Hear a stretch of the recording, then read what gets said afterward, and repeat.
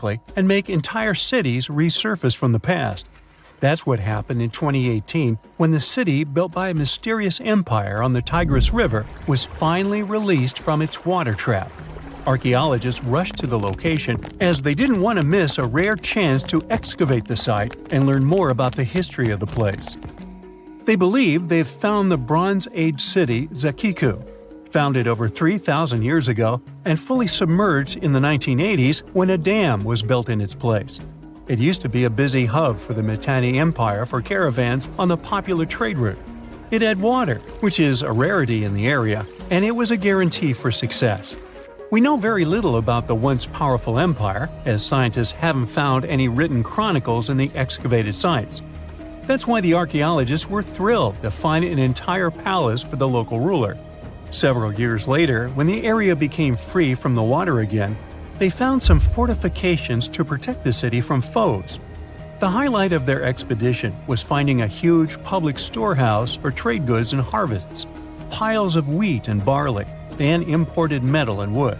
Bread was the staple food for the locals, and they also loved big pots of vegetable soups and stews for lunch. Each household kept sheep, goats, cows, and pigs, so they had a steady source of milk and meat for special occasions. All the constructions found so far were built from bricks molded from mud. The walls that were underwater for over 40 years are so well preserved as if they went down yesterday. The royal palace stands out as it's larger than the other constructions, has thicker walls, and even pavements made of baked mud bricks that were sealed to be waterproof. The local king must have been in good relations with the emperor of the larger empire, of which Zakhiku was dependent. Traders who lived in the city collected wooden beams and took them to storehouses. The beams arrived down the Tigris River from the forests in the mountains in the north and east of Mesopotamia. Merchants came here to sell their goods and then crossed the Tigris on their way to the borderlands. Zakhiku was thriving as a center of commerce for about 6 centuries until it was hit by a massive earthquake in 1350. Archaeologists found 5 ceramic vessels holding over 100 clay tablets made close after the earthquake. It's almost a miracle that small tablets of unfired clay managed to survive underwater for decades. People who created those must have carved notes on clay while it was still wet.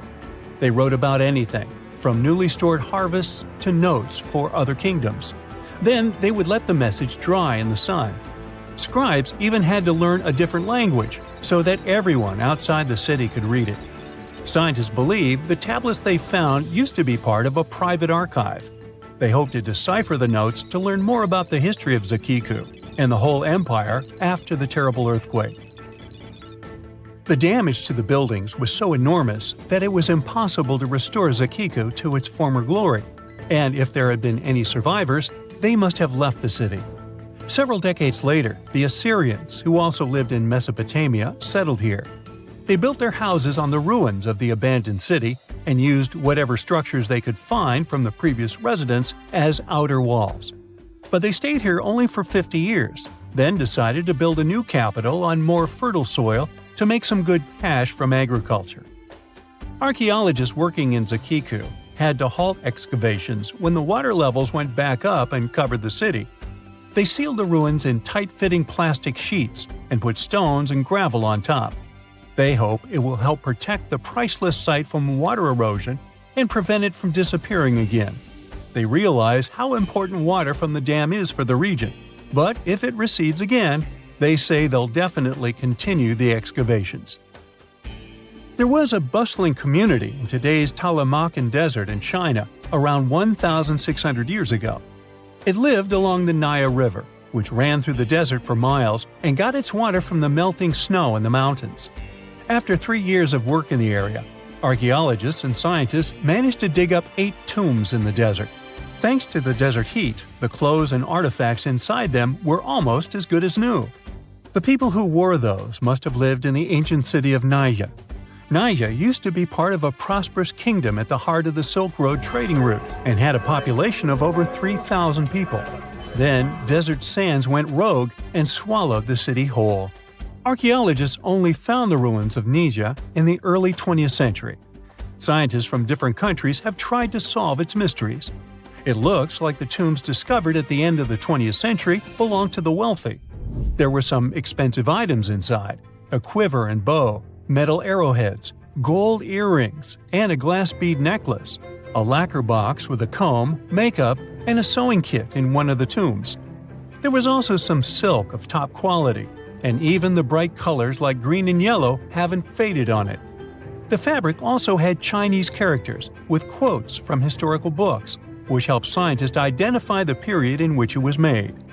Archaeologists later found a large dwelling site and the clearing of 3 ruined buildings. It will probably take many more years to understand why the city had fallen and what happened to its people. Saudi and French archaeologists teamed up near Riyadh, the Saudi Arabian capital, and stumbled upon an ancient settlement dating back 8,000 years. The scientists used all sorts of cool tech, like laser scanning, drones, and aerial photography, to unearth this Neolithic-era gem. They found the settlement in a local archaeological hotspot. Among the treasures they uncovered were a stone temple, remnants of an altar, and over 2,000 graves. All these finds tell us about ancient practices and rituals. The team also found the foundations of 4 massive buildings, corner towers, and open-air courtyards, all with underground reservoirs to store water for agricultural use. There was also a smart irrigation system with canals and cisterns, which let the city thrive in one of the driest deserts in the world.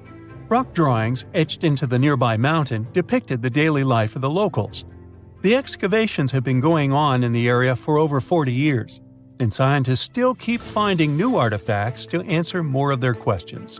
Fishers have stumbled upon ancient bones, tools, and artifacts that are 9,000 years old on the North Sea floor.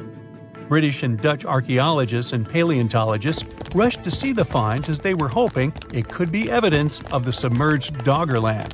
And they weren't disappointed. There were even perfect sets of footprints left by Mesolithic people who lived here. 12,000 years ago, during the last major ice age, the British Isles weren't islands at all. There was a landmass made of many hills, marshlands, and dense forests that connected them to the European continent. That landmass was Doggerland, where a prehistoric hunter-gatherer society lived and thrived.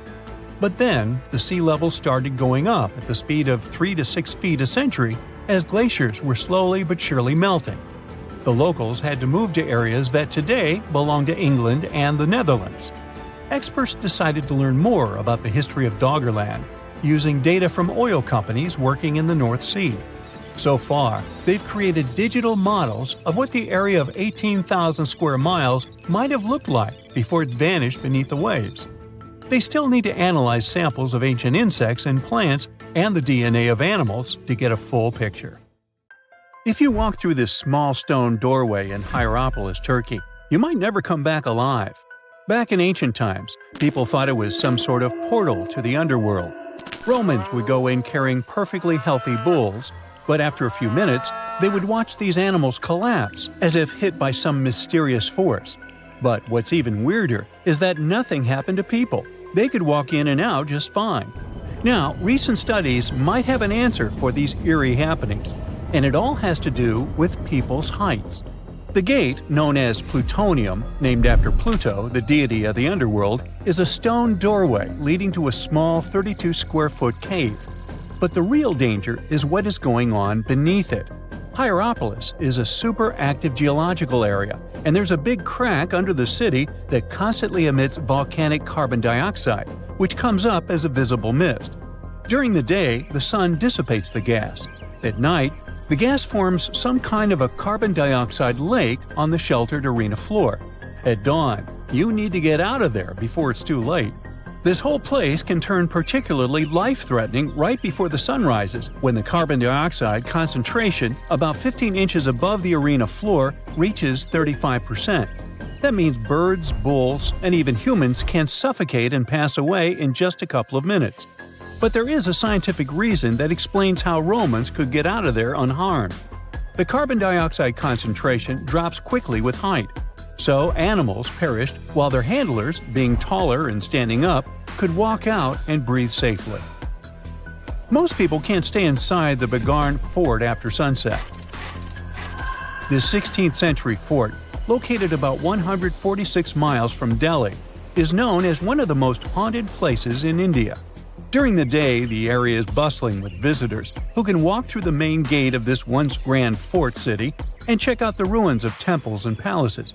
But they will also see this big sign at the gate that dramatically warns everybody that all access is strictly forbidden after dark. That's probably because at night, according to locals, women can be heard screaming and crying in that place, along with the sounds of bangles breaking and strange music. Others have reported seeing shadowy figures and flashing lights among the ruins, or even smelling a strange perfume floating around. Yawata no Yabushirasu is one of Japan's most restricted forests, located in Ichikawa. The forest itself is a small area, covering just a little more than 40 square yards, and it is mostly a thick patch of mosu bamboo.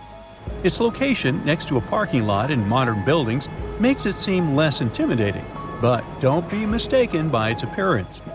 Since at least the 19th century, people have said that anyone who enters this forest is bound to disappear and never be seen again. So, as soon as you arrive, a sign near the forest tells you about its history and the curse believed to be linked to it. Some rumors suggest the creepy presence of an ancient samurai lord walking around. Other legends say that the forest hides a bottomless pit filled with poisonous gas. Whether these stories are true or not, today, the area is enclosed by stone walls, and entry is still strictly prohibited. In a valley called the Dark Entry Forest in Connecticut, you will find Dudleytown, but you definitely shouldn't go inside. Not only has the land been private property since the 1920s, but it is also known as one of the spookiest places on Earth. This place was first settled in the early 1740s, and many of the original settlers were from the Dudley family. That's why it's called Dudleytown. There's a local rumor that the town's founders were descended from Edmund Dudley, an English nobleman who lost his life for treason. The legend says this curse followed the Dudley family all the way across the Atlantic to America, and their misfortune is said to be responsible for crop failures, mental problems, and several tragic incidents in the village. Again, it is all just rumors, since historians haven't found any real evidence to support these claims. Still, the pitch-black surroundings and the eerie Blair Witch Project vibe going on in that place fueled ghost stories in the 1980s. This led to many cases of vandalism in the following decade, and because of that, the landowners closed the area to the public.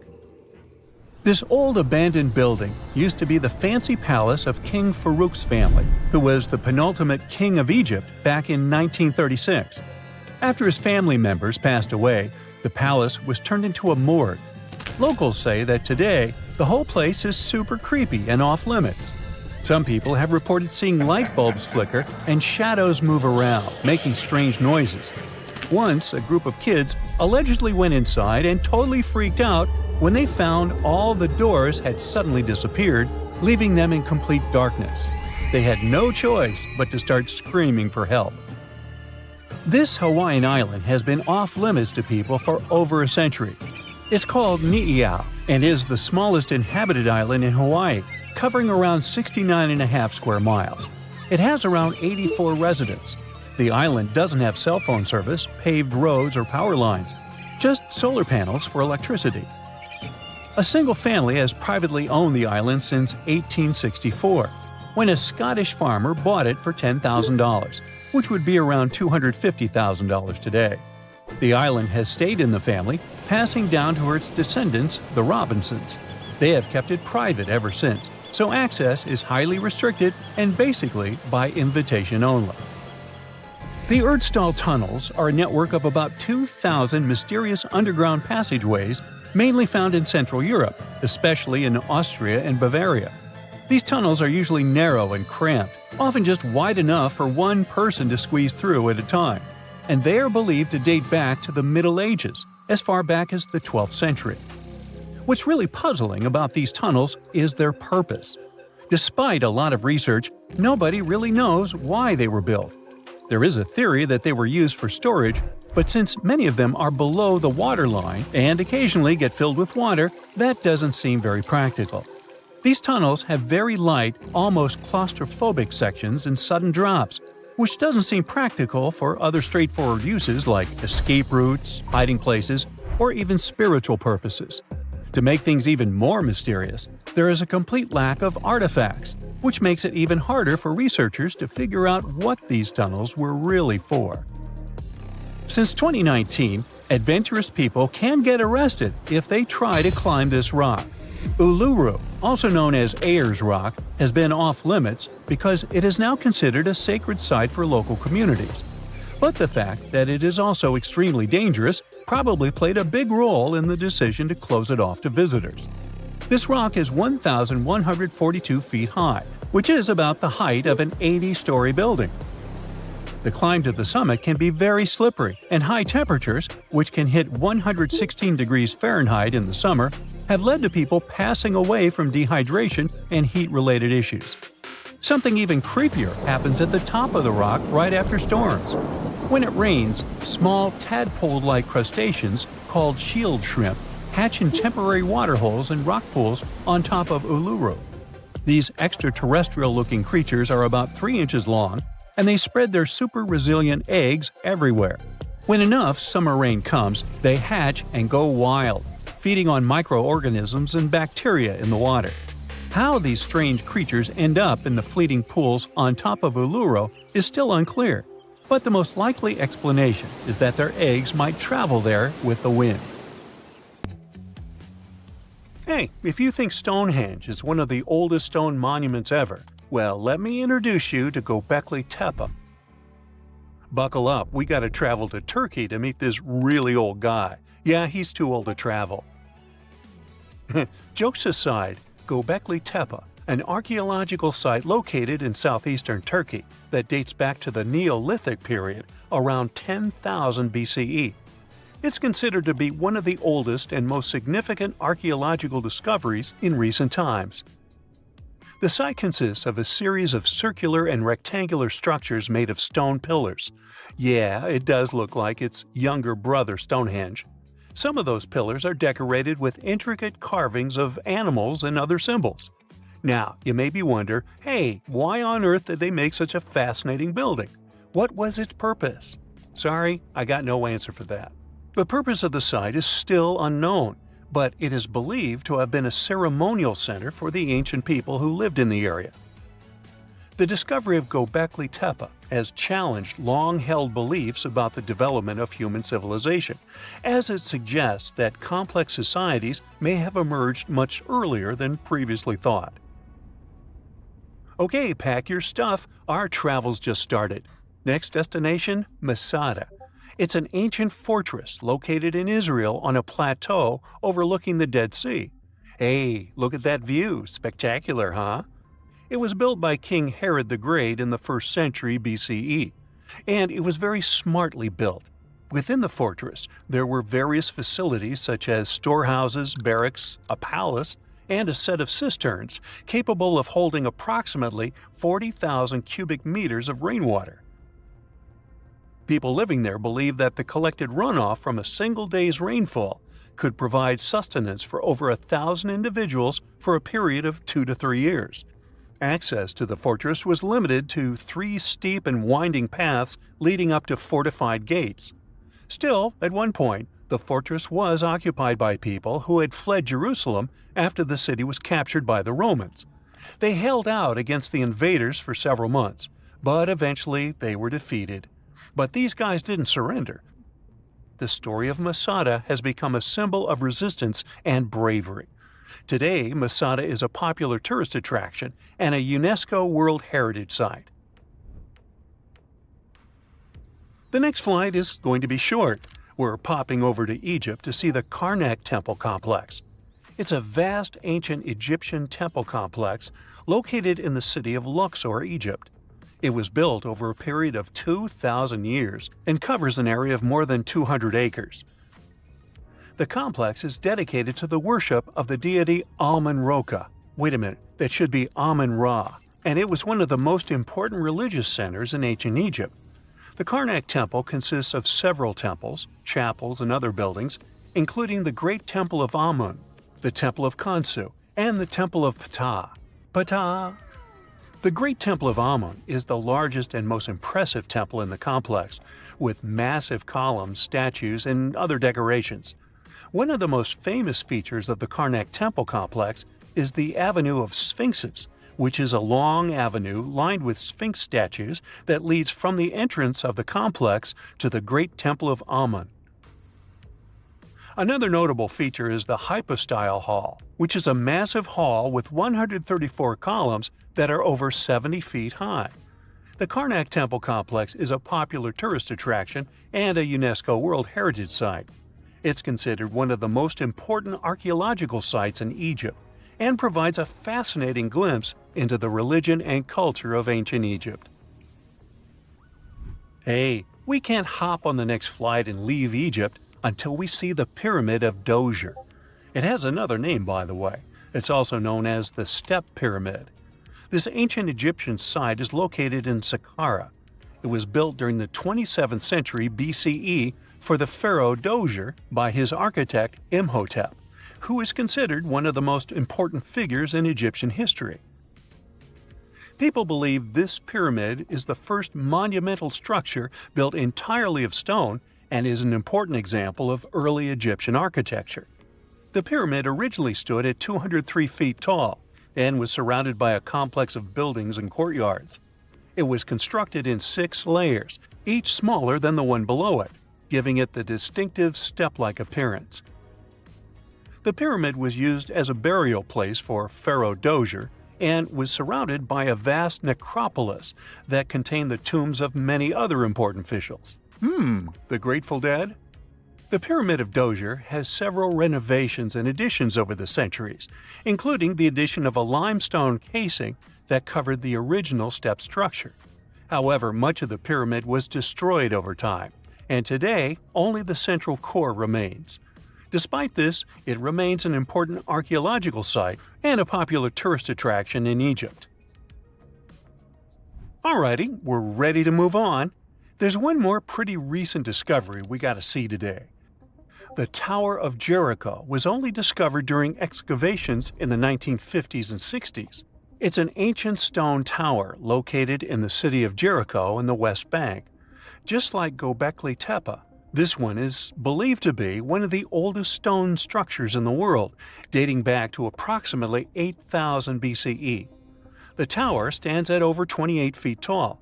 It's made up of 2 main sections, an inner tower and an outer tower, which are connected by a series of stairs. The purpose of the Tower of Jericho is not entirely clear, but it is believed to have served as a defensive structure or a watchtower. It may have also had religious significance, as it was located near a sacred spring. The Tower of Jericho is a significant archaeological site and has provided valuable insights into the early history of human civilization. It's open to visitors and is a popular destination for tourists interested in ancient history. Now, this ancient site even got attention from Netflix, and they made a movie where the action takes place in Mohenjo-Daro. This site was a major center of the Indus Valley civilization in present-day Pakistan.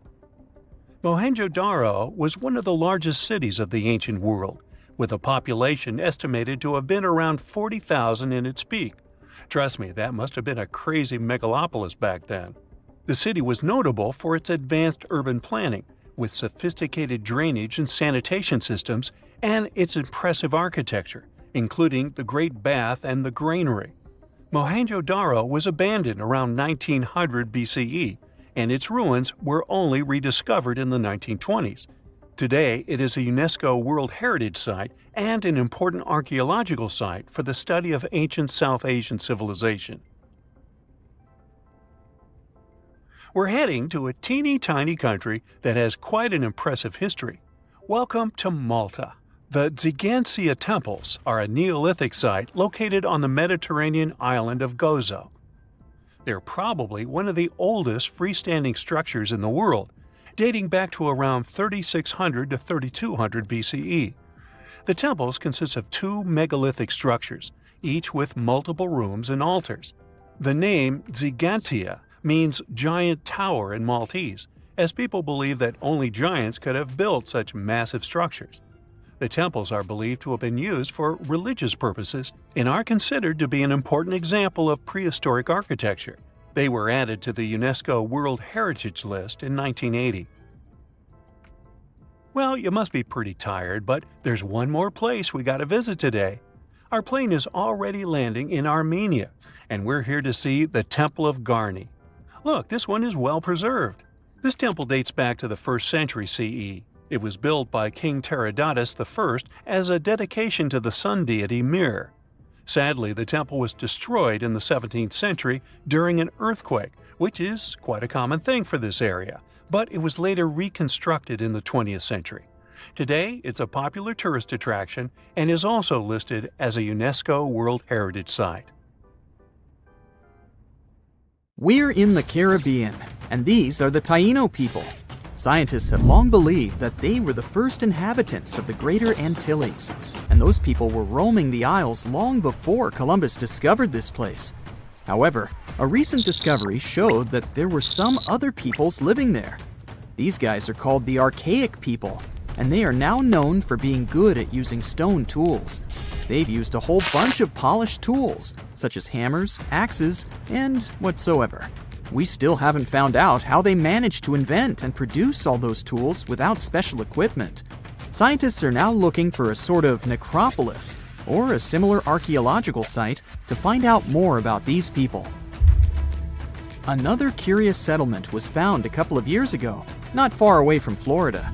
This one is pre-Columbian too, but it seems that the dwellers there were more into fashion than crafting using stone tools. The scientists discovered a complex of 37 oyster shell rings. There were many households with these rings, and the locals would produce beads from the shells of marine creatures. By the way, long ago, beads weren't intended only for fashion, but they were also an important social instrument. People would sew them on their clothes to manifest their power or wealth. Sometimes archaeologists manage to discover whole cities. This is exactly what Eleni Korka, an archaeologist from Greece, did. She found the lost city of Tania back in 2018. It wasn't a lucky coincidence. The whole search took as much as 34 years. By the way, Tania was even considered a mythical city. The city of Tania was a Trojan-founded city, and the ancient texts claimed it was incredibly wealthy. Well, seems like the texts were true. The archaeologists found around 200 coins on the site. Some jewelry was found there too. For instance, there was an iron ring with a seal. They also found a gold coin that was supposedly used to pay for a journey to the afterlife. Yeah, back then, people believed that it existed, and they needed to pay for a ticket to get there. The discovered clay, stones, and marble floors help us imagine what their dwellings looked like. And the archaeologists also found some vases there. One of the earliest examples of human-made art is located in the cave of Altamira in northern Spain. The paintings in a Paleolithic cave are so special because they're not monochrome, but have several colors combined. Still, these earliest masterpieces were hidden for a long time. They were only discovered in 1868, and today, this cave is a UNESCO World Heritage Site. Despite how old these paintings are, they're well preserved because they've been well isolated for all this time. Since the gallery was located deep in a cave, it was almost impossible for external climatic influences to ruin these prehistoric masterpieces. We're now in England, 2009. Meet Terry Herbert, a member of the Blockwitch Research and Metal Detecting Club. One day, he was casually inspecting plowed farmland in Staffordshire with a metal detector. I guess he must have wanted to find something special, but I bet he didn't expect to find what he actually stumbled upon. He discovered something that scientists later called the largest hoard of Anglo-Saxon gold and silver metalwork ever found. There's a list of items discovered, but if I start reading it to you, it's going to take me a really long time. To make a long story short, the archaeologists found 11 pounds of gold, 3 pounds of silver, and about 3,500 pieces of jewelry. No wonder this discovery is called the Staffordshire Hoard. The Birmingham Museum and the Art Gallery and Potteries Museum chipped in and bought the entire collection for over £3 million. Messages in a bottle are a famous cultural phenomenon we often see in movies, but it turns out this method of preserving letters is quite efficient.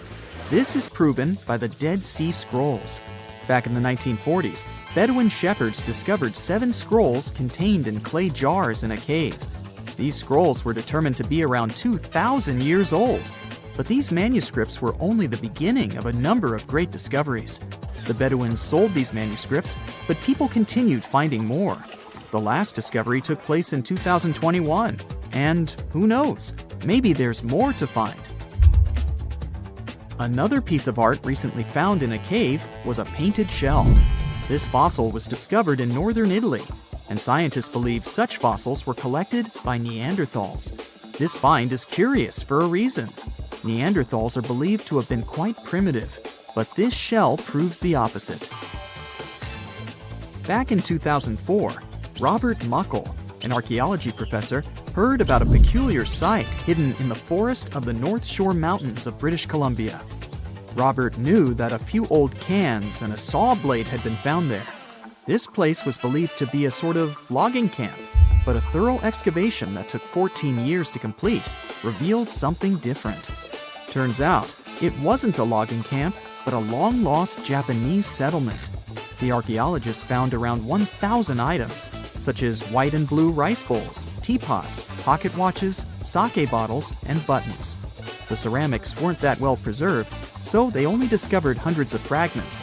In one of his interviews, Robert mentioned that they also found remnants of a bathhouse. The community that lived there was pretty small, since there were only about 14 houses found. The scientists believe that they must have lived there in secret. People have changed their preferences over the centuries. Fashion has certainly changed, and our houses too, not to mention our technologies. But there's one thing for sure that's been unchanged: our love for food. Scientists managed to discover some of the oldest examples of people's favorite food. They inspected some ancient pottery and managed to find traces of best-loved food dating back to around 2000 BCE. It all happened in Sicily. And guess what that food was? No, it wasn't pizza or pasta, but olive oil. And there's more. Researchers from Egypt discovered some lumpy substance in some ancient pottery, which turned out to be cheese. It dates back to the 13th century BCE. I guess it didn't smell nice, since that cheese is estimated to be over 3,000 years old and was bacteria-ridden. Cool fact here, this cheese must have been quite exquisite. After studying it, scientists came to the conclusion that it was cooked with a variety of milks. They claim ancient people used a mixture of cow's milk and sheep or goat's milk. You probably thought, hey, you mentioned olive oil and cheese, but what about bread? Sure, bread is inseparable from almost any culture, and different people have had their own type of bread. And there's scientific proof that bread was one of the first dishes people learned how to cook. A group of archaeologists found some bread that was over 14,000 years old. 14,400 years old, to be precise. What's weird is that people back then weren't familiar with agriculture. They were hunters. And technically, this old bread predates the age of agriculture by 4,000 years. Yeah, there's still much to learn about the ancient world. Here comes not the sun and the Beatles song, but here comes the bonus fact. And right, it's about the Beatles. Yeah, I know, they're not exactly new. The band was formed in 1960. But not all of our facts have to be thousands of years old to be cool. Back in 1966, the Beatles did a live performance of their song Paperback Writer on the TV program Top of the Pops. The BBC somehow didn't record the performance, and all the fans were sure it was lost. Nope. Turns out that David Chandler, a fan of the Beatles, recorded the show with his personal camera. It was long forgotten and stored in the attic for many years. The recording was rediscovered in 2019. I guess that's a pretty cool find. There you are, trekking across a desert on foot. It's hot, you're terribly thirsty, and now you gotta walk around this stupid wall.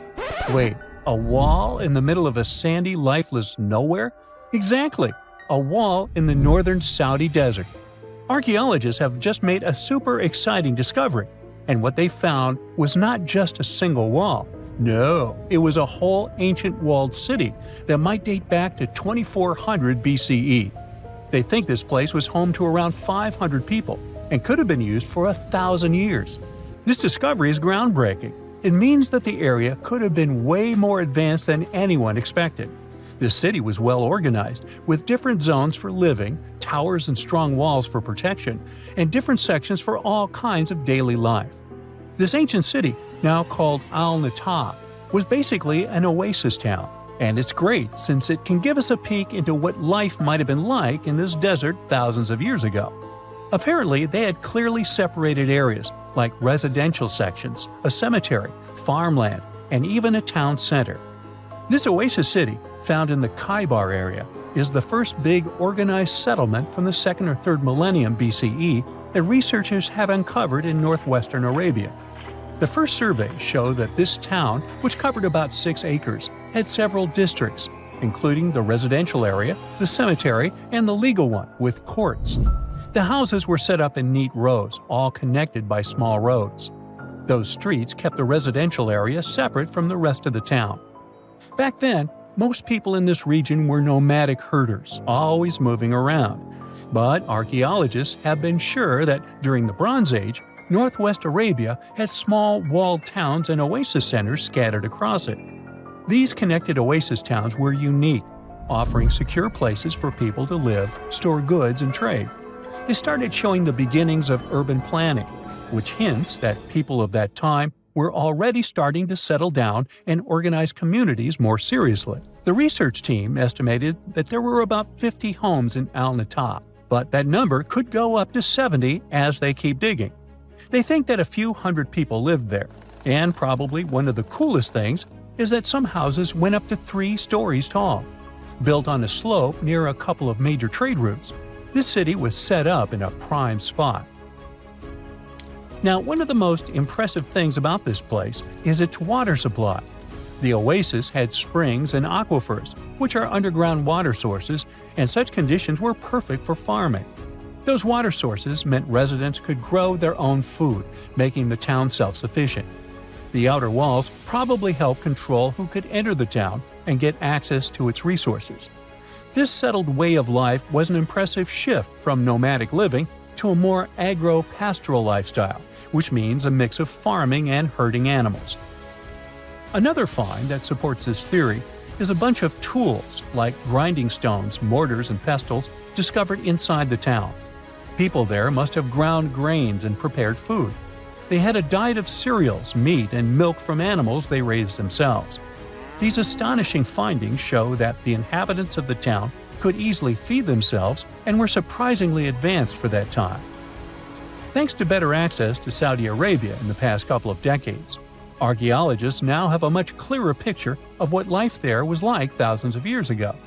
The most exciting thing is that Al-Natta might have been part of a whole network of similar fortified oasis towns spread across the region, and all of these connected sites could show us how trade routes and small settlements worked together at that time in that arid area. Now, at the same time, this recent discovery isn't the only one that has the scientific world buzzing with excitement. How about we visit Egypt and see for ourselves? After all, archaeologists have just found a stash of ancient Egyptian and Greek treasure underwater. They were exploring the lost city of Thonis Heraklion off the coast of Egypt, which sank more than 1,000 years ago. This city was legendary, and nobody even knew where it was until it was rediscovered in 2000. Now they're uncovering more and more, and on this dive, they found a pile of gold and silver treasures. Those were probably used in rituals to bless Egyptian pharaohs when they took the throne. The researchers even found an ancient Greek temple dedicated to Aphrodite and some super old Greek weapons. Frank Gaudio, the lead archaeologist, said it was astonishing that those delicate objects had survived the disaster that brought the city down. Back in its prime, Thonis Heraklion was one of the biggest port cities in the Mediterranean. It was a huge center of social life and was the main entry point for ships from Greece coming into Egypt. But tragically, due to rising waters, earthquakes, and a catastrophic tidal wave, the soil underneath the city literally turned into mush. and then the entire city sank into the Mediterranean. It was forgotten until Gaudio's team found it in 2000. Since then, they've been uncovering new parts of the city and piecing together its history little by little. If a lost underwater city doesn't seem impressive enough, we can travel to the Amazon. The discovery made there is truly mind-boggling. For centuries, people have talked about lost cities deep in the Amazon, like El Dorado, that mythical city of gold that lured Spanish explorers into the jungle. A lot of them never came back. Then, in the 1900s, a British explorer named Percy Fawcett went searching for what he called the lost city of Z, and he too disappeared.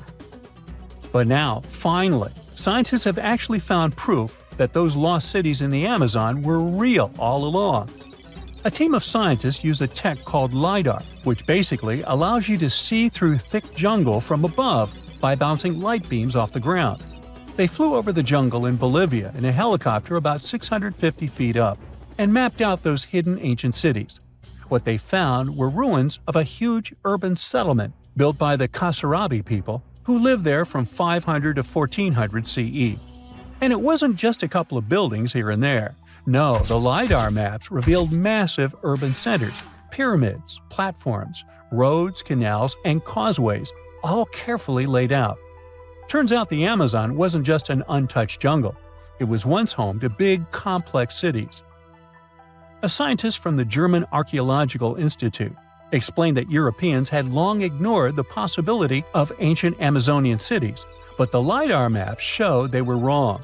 The new maps have revealed 26 sites, including 11 that no one even knew existed. Researchers have discovered two main city sites, Landivar and Kotoka. They had massive moat causeways stretching out like spokes on a wheel, linking the main cities with smaller surrounding settlements. Some of the canals even connected the cities to rivers and a big lake, which allowed water to flow through the area. Over the years, scientists found scattered ruins all over this region, but the thick jungle made it nearly impossible to connect the dots and see if or how they were related. With LiDAR, the whole layout came to life, showing that those sites were part of a much larger, organized urban system. It's now also clear that the sites had a greater meaning, since everything is lined up in a way that could be symbolic of the spiritual beliefs of the inhabitants.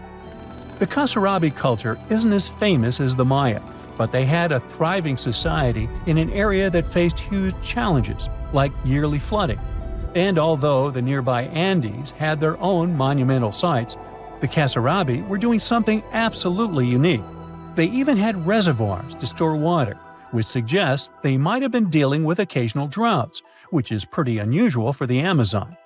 Actually, those terrible droughts could be why the Kasarabi eventually left their cities around 1400 CE.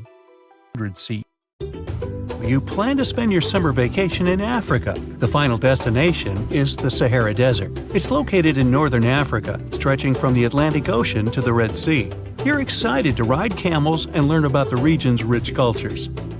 You hop on an extensively long flight, and finally, you are here. You find yourself in the world's biggest hot desert. Can you believe it's 3 million square miles? You're ready for your first adventure after drinking liters of ice-cold water.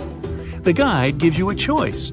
You can spend 2 weeks visiting a collection of oases, or you can help them solve an ongoing local mystery. Deep into the desert, near this Algerian town, lies a mystery begging to be solved. A collection of huge, spotted circles in the sand. There are dozens of them, stretching for miles in a straight line. The circles were first identified via Google Earth images several years ago. People have debated them for years, but no one seems to know the answer. The strange thing is that they are so many miles away from any towns, roads, or human activity. The quickest way to discover the truth behind the circles is asking questions. You grab your notebook and set out to talk to locals. Everyone is helpful in this scenario: geographers, anthropologists, elders, and historians. The first person you talk to is a map expert. You need to understand if those circles were authentic or a satellite glitch. You end up interviewing the people who take Google Earth satellite pictures. The circles are really there. They appear in multiple pictures from many years. Then, let's understand why they are there in the first place. After 2 days of interviews, you have your first lead. The circles could be the result of oil activity. Experts explained why this would make sense. Algeria is a rich area for natural resources, so this would be a sensible guess. Usually, to find out if there is anything worth extracting, companies would undertake seismic surveys. Seismic surveys are a way of analyzing the Earth's surface by sending shock waves into the ground. Depending on how these waves bounce back, you'll know what is located there. A special vehicle could have marked the soil that way. So, did we unravel the mystery? Not quite so. As you know, the Sahara Desert is one of the driest areas on the planet. The average high temperatures in summer are over 104 degrees Fahrenheit. To survive there, people need to find ways of accessing water. So, these circles could be a kind of ruin or leftovers from ancient water wells. Again, I'd say this is a sensible guess. Ready for some fact-checking? Some anthropologists agree that these circles could be ancient fogueras. Foguera is the name of a 2,500-year-old style of irrigation system, usually found in northern Africa. It is also known as a qanat in other places in northern Africa. Locals would dig a deep well at an elevated point, deep enough to tap into underground water. They would then dig parallel shafts at regular distances. Then, they would dig an underground channel that connected the city to the well. Solely with the help of gravity, water would run from the well to the city. This traditional technology provided water for crops, livestock, and humans. Now, let's say these wells made human-made oases possible. Even the closest municipality name was an indication that this could be true. The name Fogueret Essaouira is actually named after Fogueras, these ancient wells. Now, this lead was proving to be very accurate. You decide to travel over there to see for yourself. You take a local bus, sit back, and enjoy the ride. The landscape in northern Algeria is filled with ancient-looking towns. You even see ruins of wells along the way, on the outskirts of smaller cities. Opening Google satellite images, you can see the qanat's markings on the ground, a series of holes running down several miles. But as soon as you arrive, you find out you were wrong. Dale Lightfoot, one of the world's leading experts on qanats, said that the circles were definitely not qanats. Even the satellite images confirm this difference. Uh-oh, we were so close. Apparently, qanats or fogueras would not run down a straight line. They wouldn't be shaped like circles. Another clue that this wasn't the case was that there were no towns at the end. The circles were really far away from any human activity, and qanats were explicitly built to provide water for human settlements. Well, it sure was a good try. You almost gave up on this mystery when you decided to take one more field trip. It was days of preparation, pick up cars, food, equipment, all so that the mystery of the Sahara circles could be unraveled. On the first day, you drove over 99 miles into the desert. You were always curious to see what this part of the world looked like. Over there, you see nothing but mustard yellow dunes. The night sky is pretty decent, though. You can see the entire Milky Way with your own eyes. You set up camp and sleep under a canopy of stars. The next day, tension grows. There's no cell reception. Oh dear. But thankfully, you added the coordinates of the circles to your Google map. And surprise, the offline mode works out there. You follow the coordinates, but it leads you astray. You start to get nervous, thinking this was all in vain. But you and the team get into the car and drive a few more miles past the coordinates on your phone. After a very bumpy ride, you can't believe your eyes. There it is, an enormous crater dug on the sand, surrounded by 12 smaller holes. From up high, it looks like a clock, without the pointers, of course. On the ground, they're very faint. So faint, you almost missed them. Searching the area, you notice all the holes had something similar: metal wires. Thin wires that you can pull from the ground. They're buried deep, so you start digging. An object starts to reveal itself. Uh-oh, it looks like old dynamite. This certainly surprises you. Better stop digging to avoid any accidents. At the end of the survey, you feel satisfied, but still curious. What could all this dynamite mean? And who put it there? What comes next is the turning point of your adventure.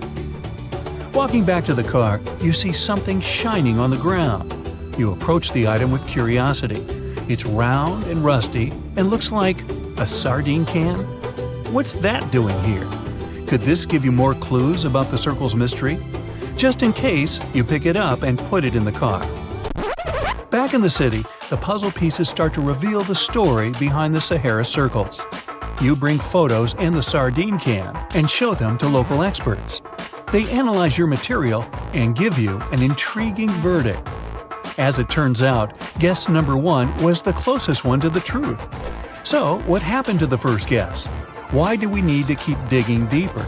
Well, because it was only half right. The Sahara circles are not a historical footprint of seismic surveying. Back when the circles were made, this technology didn't even exist. But they sure are related to oil exploration. The dynamite-filled holes were an old method for oil searching. The circles are the leftovers of surveyors looking for resources underground. And the sardine cans? Well, they were left by the workers who held explosion works. You gotta eat, right? According to the model of the can, this happened more or less around the 1950s and 1960s. So these circles aren't even that ancient. More like modern ones, if you ask me. Well. Hope you are glad you tagged along and helped unravel this mystery. See you in the next mystery-solving adventure.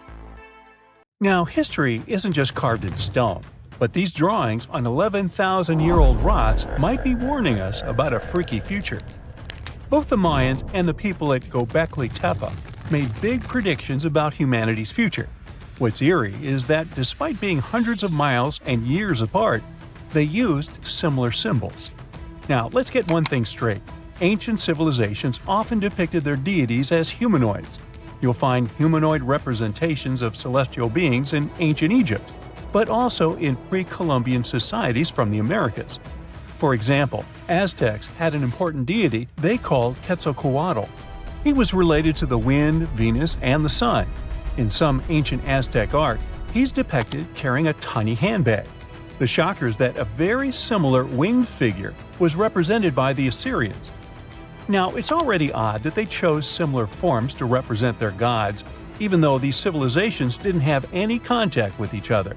But to draw an almost identical handbag? That seems like a bit of a stretch. Of course, now, when we say handbags, we mean carvings depicting things that look like modern handbags. Not quite Coach or Prada, but you get the idea. Some theories suggest this mysterious handbag could be related to time travel. We've seen that Göbekli Tepe tells of a great flood that destroyed an ancient civilization. But during that civilization's time, they raised cattle and grew food. They knew how to handle seeds and grow crops. According to one theory, this stylish accessory could have been used for carrying seeds. Since Göbekli Tepe is believed to be near where Noah's Ark might have been found, the people of the area could have gathered seeds to plant in the New World after the Great Flood. Strange? Definitely. But so is everything we've been talking about, so let's roll with it. Another theory on the meaning of the handbag has a much more straightforward approach. In multiple ancient cultures, the circle was used to represent spirituality and non-materiality, but the square was often associated with concepts of the earth and materiality. So, what we modern humans understand as a handbag might be an image that symbolizes the reunification of the earth and sky, of the material and non-material elements of existence. Not a bad theory, I would say. But then, who am I? Some researchers, like Graham Hancock, are not convinced with these previous explanations. For him, Göbekli Tepe is all about little gray people and their contacts with ancient earthling civilizations. You see, right in the middle of this ancient site, there's a special pillar called Pillar 43, or Enclosure D. At first glance, it looks like an astronomical calendar. You see the scorpion? That's the Scorpion constellation. And that ball in the center? It's all about the sun's alignment. We know ancient societies like the Maya or Incas were stellar astronomers. So what's the big deal here? Turns out, the folks at Göbekli Tepe were talking about a massive natural disaster that wiped out all forms of life before their time. When astronomers recreated the angles and positions from Pillar 43, it showed an astrological setup from over 13,000 years ago. The stone also depicted a tragic event, a mix of a flood and a meteor shower. The headless man? That's humanity's tragic end. And the snake from the ground? Giant waves washing over the earth. And it's not just one stone telling the tale. Pillar 56 shows more of the younger Dries event, or as it's called, the terror from the sky. You see animals fleeing and waves crashing as the meteor shower hits. But wait, while Pillar 43 gives us the exact date of the last disaster, Pillar 18 in Enclosure D gives us the date of the next possible wipeout. The art depicted in this pillar zooms in on the constellation of Aquarius. Now, you might have seen the movie The Age of Aquarius or heard some woo-woo theories about how we're entering this phase right now. You see what I'm driving at? Göbekli Tepe might be giving us the date of the next disaster so that we have time to prep for it. These images could be a survival guide for humanity. Or not. Now, this would be bananas if it weren't for one piece of evidence. Let's check the facts. The Encke comet, discovered in 1786, used to be part of a megacomet, 100 miles wide, made of ice, metal, and rock. It broke up and formed a debris field. Now, instead of one huge comet, we've got millions of smaller ones. When the Earth passed through that debris, the folks at Göbekli Tepe saw a firestorm of comets, all coming from the Aquarius constellation, just like on Pillar 43. Now, here's the supposed scary part. We pass through that same debris field every year. If you're watching this in September, October, or November, we're flying through it right now. It could happen that these debris fall onto the surface of the Earth all over again, repeating history. But so far, that's just a theory. The mind-boggling question is, how did the people at Göbekli Tepe know about an event that happened before they were all born? In 2019, excavations kicked off at Karan Tepe, about 40 miles from Göbekli Tepe. But research suggests it might have been settled even earlier. Göbekli Tepe seems to have been a place of worship or an observatory, but Karahan Tepe shows signs of a structured society. Excavations at Karahan Tepe reveal artifacts like intricate carvings, tools, and even possible remnants of buildings. This suggests that these people were not just hunters and gatherers, but had a structured society with spiritual or ceremonial practices. In 2020, researchers started unearthing several other settlements in the area, indicating that Göbekli Tepe was part of a huge metropolis. The whole site is known collectively as Tas Tepler. The thing is, the math around all this has scientists baffled. Around that time, Earth was just leaving its last ice age, and scientists used to think Stone Age civilizations were primitive. But evidence keeps showing up, proving that wasn't the case. For Göbekli Tepe to have existed with that level of tech 12,000 years ago, there must have been an even earlier civilization. That kind of tech doesn't just pop up out of nowhere. And hey, we've got plenty of other proof of advanced societies. Take the Mayans, for example. Recent discoveries have shown they were even more advanced than we previously thought. They built massive cities with roads up to 130 feet wide, painted white to guide travelers at night, a feat you'd expect in places like Portugal or England.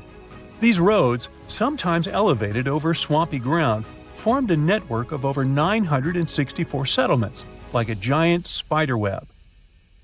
A bunch of scientists turned their eyes on this theory, but it could be the connecting point of everything we've been speculating about in this video. After all, the people from the sky could have come down and told the people from Göbekli Tepe about the destruction of a more ancient civilization than theirs. Or not. Remember, don't give up your critical thinking just because you see something on the internet. Anyway, Göbekli Tepe raises suspicions just as Stonehenge and the Great Pyramids of Egypt. When we mix little green aliens into the equation, it explains one way that surreal engineering feats were possible in these sites. But it also underestimates our human ancestors and their thinking abilities. One of the main characteristics of Göbekli Tepe's architecture are the T-shaped pillars. The heaviest of them weigh 20 tons and are around 20 feet. These pillars were erected perfectly, without so much as a dent in them. Sure, that's pretty hard to do without modern machines. But hey, maybe they figured it out and built it after much effort. Now, in case you don't know what I'm talking about, this old pal is supposed to have cracked the secret of the pyramid builders in modern-day America. He used it to build his own castle and other mesmerizing structures. So, hey, I guess we'll have to keep digging to find out the actual facts about it all, huh? The most exciting accidental discovery I've made in my life was a $10 bill in my old winter jacket. Some folks are luckier though, as they find underground cities from centuries ago or make inventions that turn them into millionaires. Velcro was invented after a routine walk in the woods. Kellogg's cornflakes were inspired by a chipped tooth, and Play-Doh saved a business empire from falling by chance. Back in 1998, electrical engineer John Williams found something that looked like an electrical plug sticking out of the ground. He started digging and noticed that it was stuck in a small rock. He found it in a rural location in North America, far from civilization, industrial complexes, airports, factories, and electronic plants. This piece of electronics embedded into a solid granite stone got the nickname Enigmalith and a price tag of $500,000. Some scientists are sure it's a big hoax and not a souvenir left by some visitors from space, as Williams claims. But the finder of the rock wanted to prove that it was a real piece of ancient technology, some sort of an electrical connector. If it's not a hoax, then this little find could be proof that humans, or some other civilization from the past, were way more advanced than we ever thought. They must have managed to invent a way to transmit electricity long before humans in the 19th century. He offered scientists to take a look at this find and establish what it really is without breaking the rock open, but there were no takers. Williams consulted an engineer and a geologist, and both confirmed there were no traces of glue on the electronic component. It hasn't been welded either, so it must be as old as the rock, which is around 100,000 years old, according to geological analysis. Dr. John Kellogg had a philosophy of biological living with regular exercise, massage, plenty of water, zero bad habits, caffeine, and no meat. At the end of the 19th century, he looked over a health institute in Michigan. He once whipped up a mix of flour, oats, and cornmeal. He thought that by baking whole grains at high temps, they'd be easier on the stomach and healthier overall. He baked the mix twice and first made cookies, but a patient chipped a tooth on that version. Then he decided to break it into small pieces. It's hard to pinpoint exactly how Kellogg cornflakes came to be, with so many versions of the story floating around. Kellogg's wife, Ella, and his brother Will both claimed they played a role in creating the flakes, along with several other family members and sanitarium staff. The company lore says that it all went down one night in 1898, when some wheat-based cereal dough was left out too long, fermenting in the process. When rolled out thin, the slightly moldy dough turned into these perfect large thin flakes that got all crispy and yummy in the oven. Over the next few years, Will Kellogg kept tweaking the recipe and realized that corn, not wheat, made even crunchier, tastier flakes. His brand, Kellogg's Corn Flakes, has grown into a multi-billion-dollar company. Swiss engineer Georges de Mestral once went for a walk with his dog and came back with a concept that would later go to space.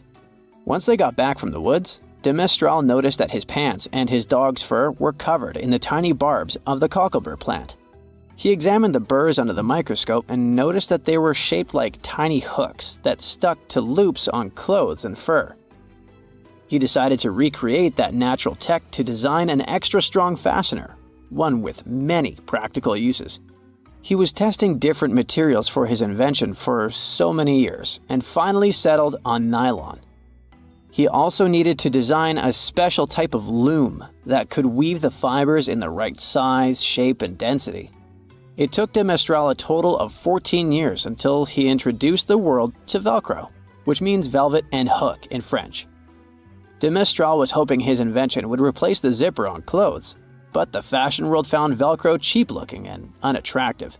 But NASA didn't think so, and used Velcro for astronaut spacesuits and helmets in the 1960s. Now, Velcro is used everywhere, from footwear to toys to airline seat cushions. Before the middle of the 20th century, most homes were heated with coal. It left soot throughout the house, which was especially visible on wallpapers. Kutal Products was the largest company that sold wallpaper cleaner, but in the 50s, more and more people switched to gas, oil, and electricity, and the sooty buildup problem was mostly solved.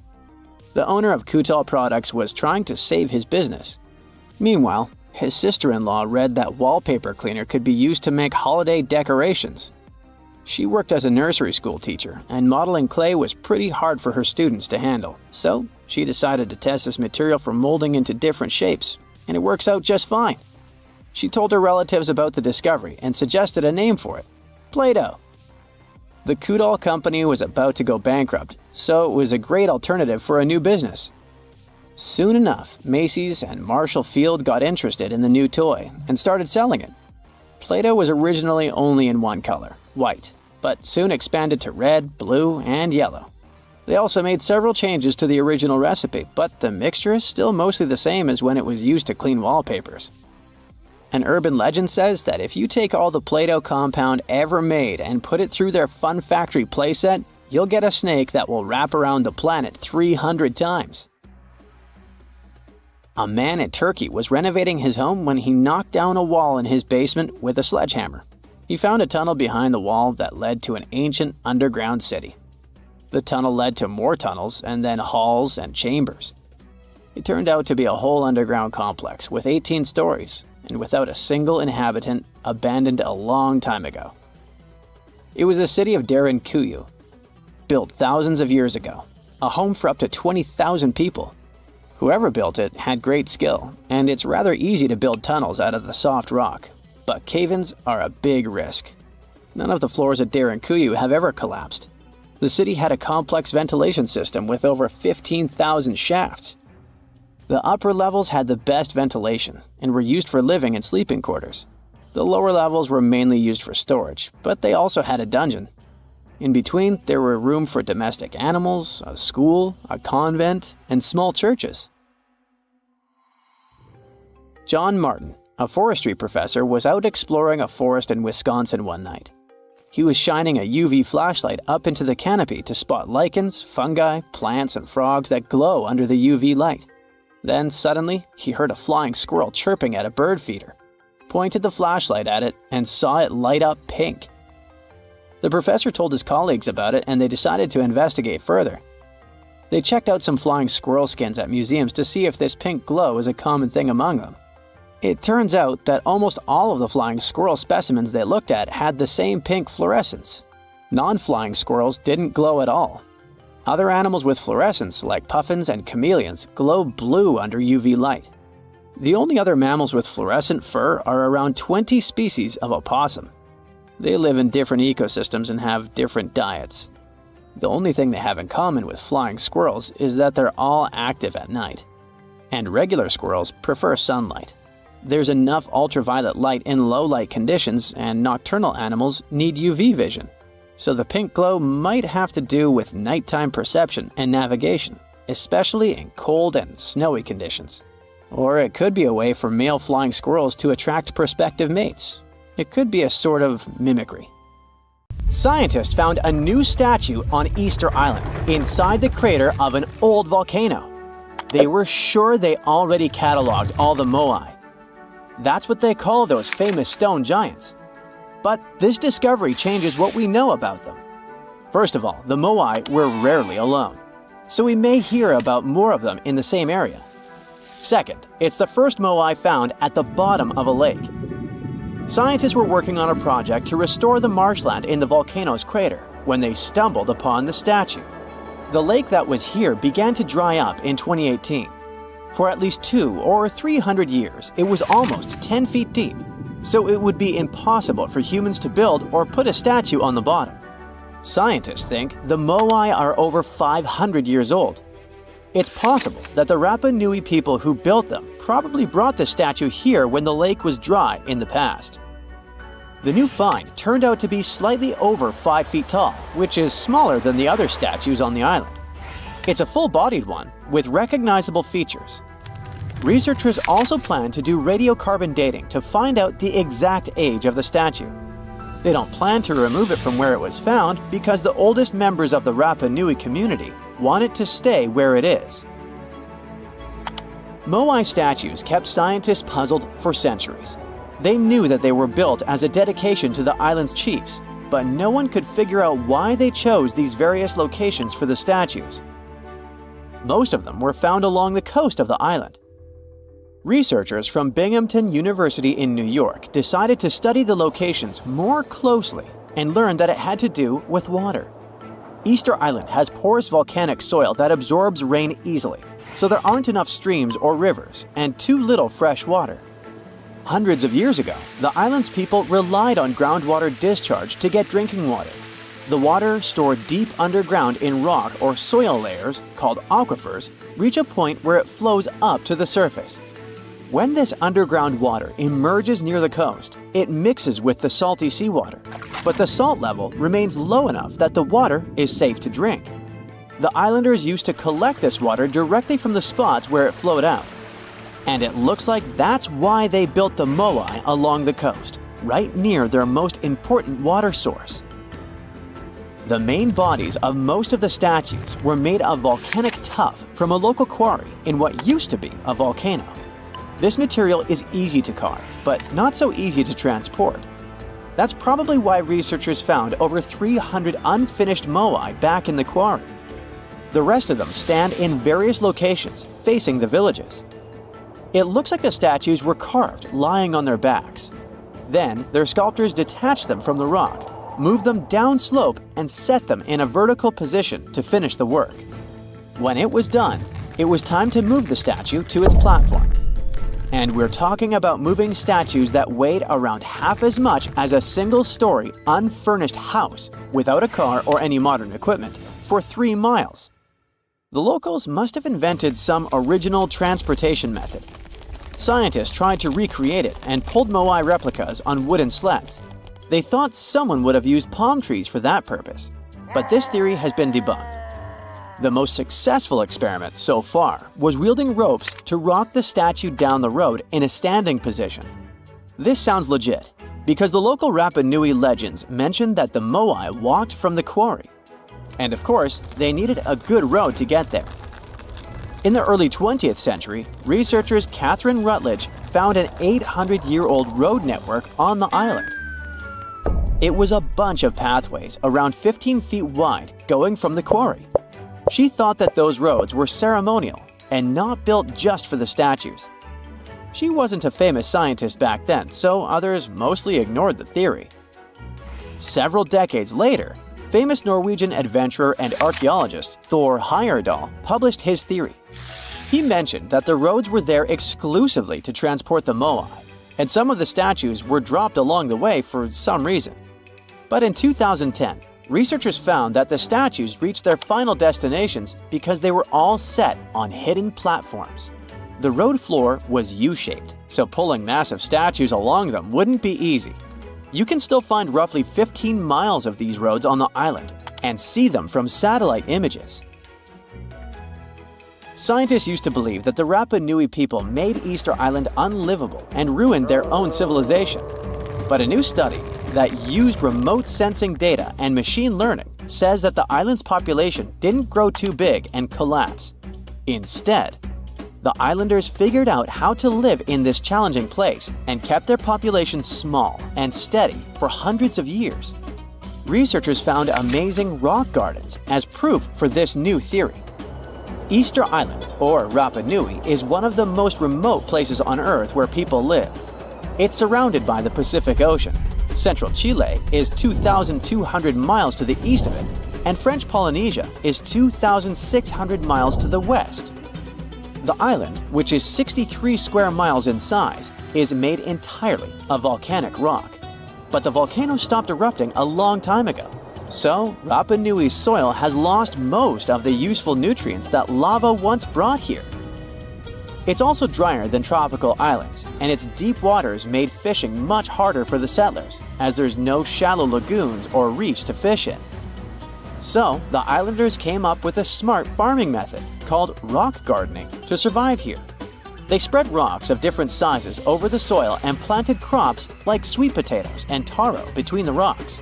The rocks protected the plants from harsh winds and salty air and helped regulate the soil's temperature.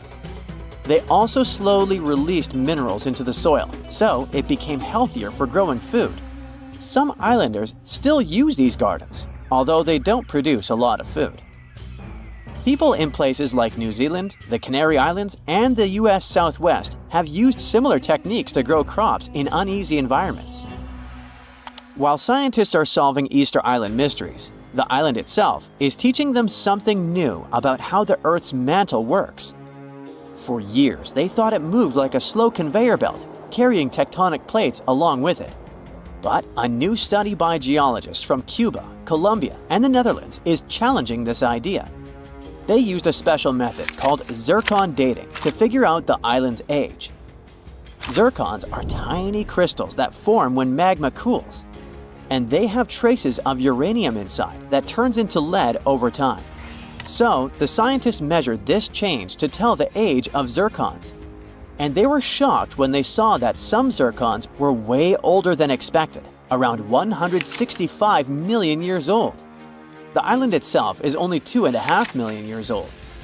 The scientists found that these ancient zircons came from deep inside the mantle, under the tectonic plate, by magma from earlier volcanic activity. Easter Island's volcanoes are part of a group called hotspot volcanoes, formed by hot plumes of rock rising from deep within the Earth. Normally, these plumes stay in one spot while the Earth's crust moves above them and creates a chain of islands, like Hawaii. But the discovery of ancient zircons on a younger island shows there's more going on deep underground than we thought. Research showed that 165 million years ago, a giant volcanic plateau existed where Easter Island is now. But 110 million years ago, it sank under Antarctica because of tectonic subduction. Ancient zircon minerals stayed put and didn't travel away with the mantle conveyor belt. So, it looks like the mantle near hotspot plumes doesn't flow as much as scientists used to think. It stays still. This new idea could lead to big changes in how we understand plate tectonics and how the Earth's inside moves over time. AI can drive a car, design trendy clothes, give you emotional support, and it looks like it can also help us find answers to centuries-long mysteries. Researchers from Yamagata University Institute of Nazca and IBM Japan used a deep learning AI model to find new Nazca lines. Those are distinct white lines on the rusty red background that you can see from a plane while flying over the deserts of southern Peru. Scientists have tried to decipher the meaning of the Nazca lines ever since they were first discovered in the 1920s. There are straight lines, rectangles, triangles, and swirls. There are also some giant drawings. You can see a monkey, a whale, a condor, a hummingbird. The 4 recently discovered geoglyphs, which is the scientific word for those drawings, show a humanoid-like figure holding a club, a fish, a bird, and a pair of legs. What is the hidden symbolism of all that? And why did the Nazca people decide to draw a humanoid in the desert? And did they even know who humanoids were? Let's dig into history to find some answers. The representatives of the ancient Nazca culture created their famous lines more than 2,000 years ago. The geoglyphs have stood the test of time thanks to a dry climate and strong winds in the desert.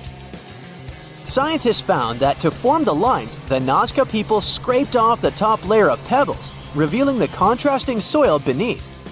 The soil's color varies from reddish-brown to yellowish-gray. It makes it look like the lines are constantly changing appearance. It looks like the creators first made small-scale models and then enlarged them to create the full-scale designs we see today. In total, there are more than 800 straight lines, around 300 geometric figures, and 70 animals and plant designs. You can find the first mention of the lines in the 16th century Chronicle of Peru, where they were first described as trail markers in the desert.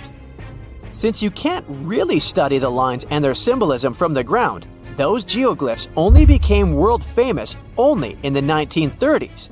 It was the start of the era of commercial planes, so more and more people could witness the lines from their window seats and spread the word. During his research a decade later, Professor Paul Kossak noticed that one of the lines aligned with the setting sun on the day after the winter solstice, which is the shortest day of the year. He supposed that the lines had some astronomical significance. German researcher Maria Reiche, who got the nickname the Lady of the Lines, supported the theory that the geoglyphs served as a calendar and some sort of astronomical purposes. She spent 40 years studying the lines and literally swept them inch by inch. She also moved into a small house close to the lines to protect them from unwanted visitors. And that's how the Nazca Lines mystery was solved. Just kidding. In the 1970s, American researchers began to question astronomical theory. In a region like Nazca, one of the driest places on Earth with only around 20 minutes of rain per year, water is a real treasure. So the straight lines and trapezoids could have something to do with it. They could have been an ancient version of Google Maps, pointing at locations for rituals that the local people organized to get some water and help their crops grow. The images of animals in the Andes region are also related to water.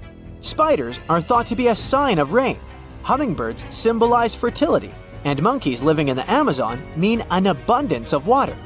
That could explain the choice of symbols in the desert, but there's no strong proof to support this theory.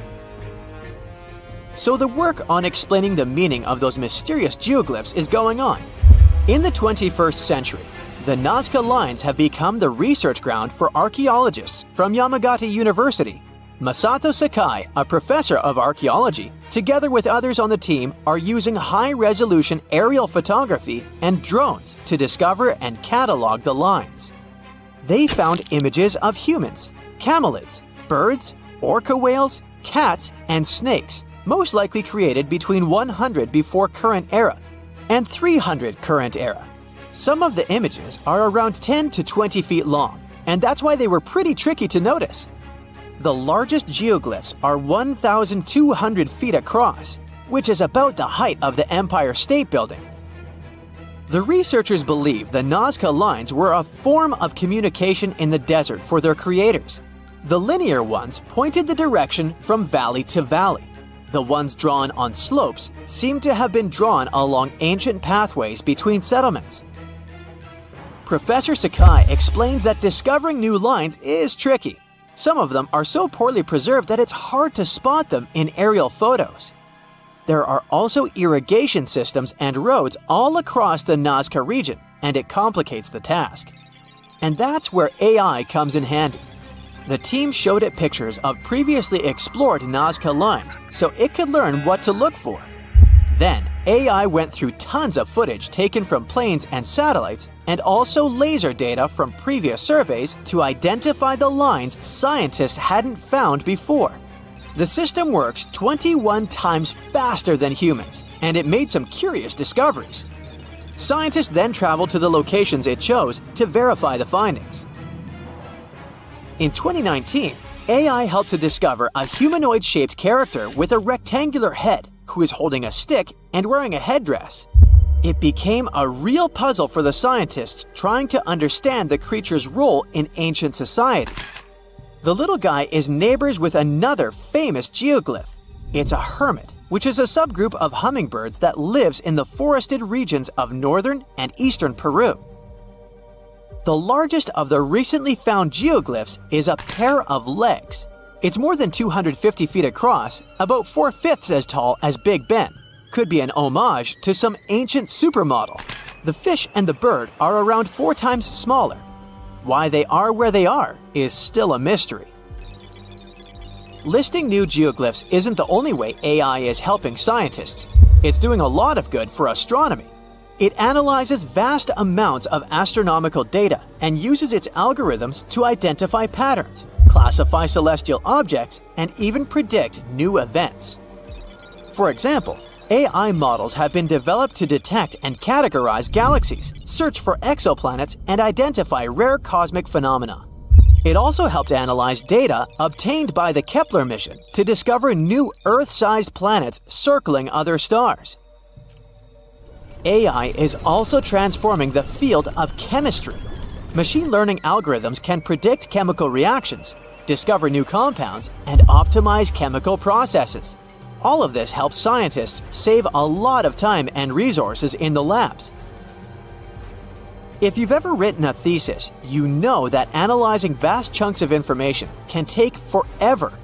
Now imagine you need to analyze the archives of the British Library's national newspaper. It's piles and piles of history.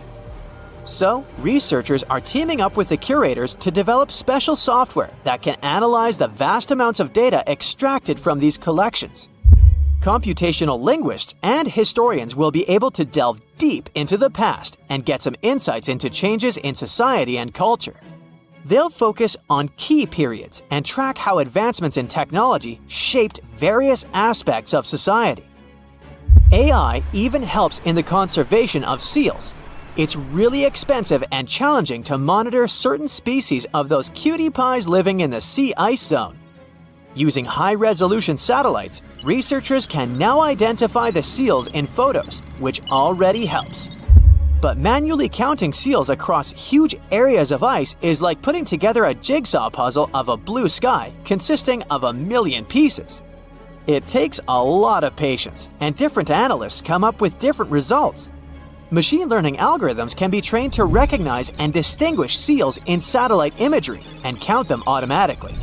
Researchers can then use this accurate data to monitor seal populations over time and study their behavior and habitat more effectively.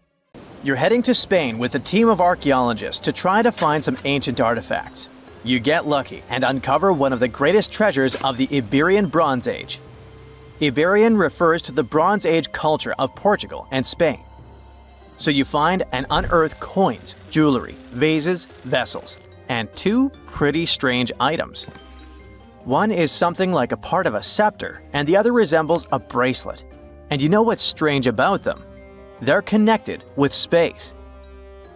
In 1963, several miles away from the city of Villena, Spain, scientists discovered the treasure of Villena, one of the most significant gold hoards from the Bronze Age. Interestingly, are there bronze treasures from the Golden Age? Never mind. All the gold found dates back to sometime between 1500 and 1200 BCE, except for that scepter and bracelet.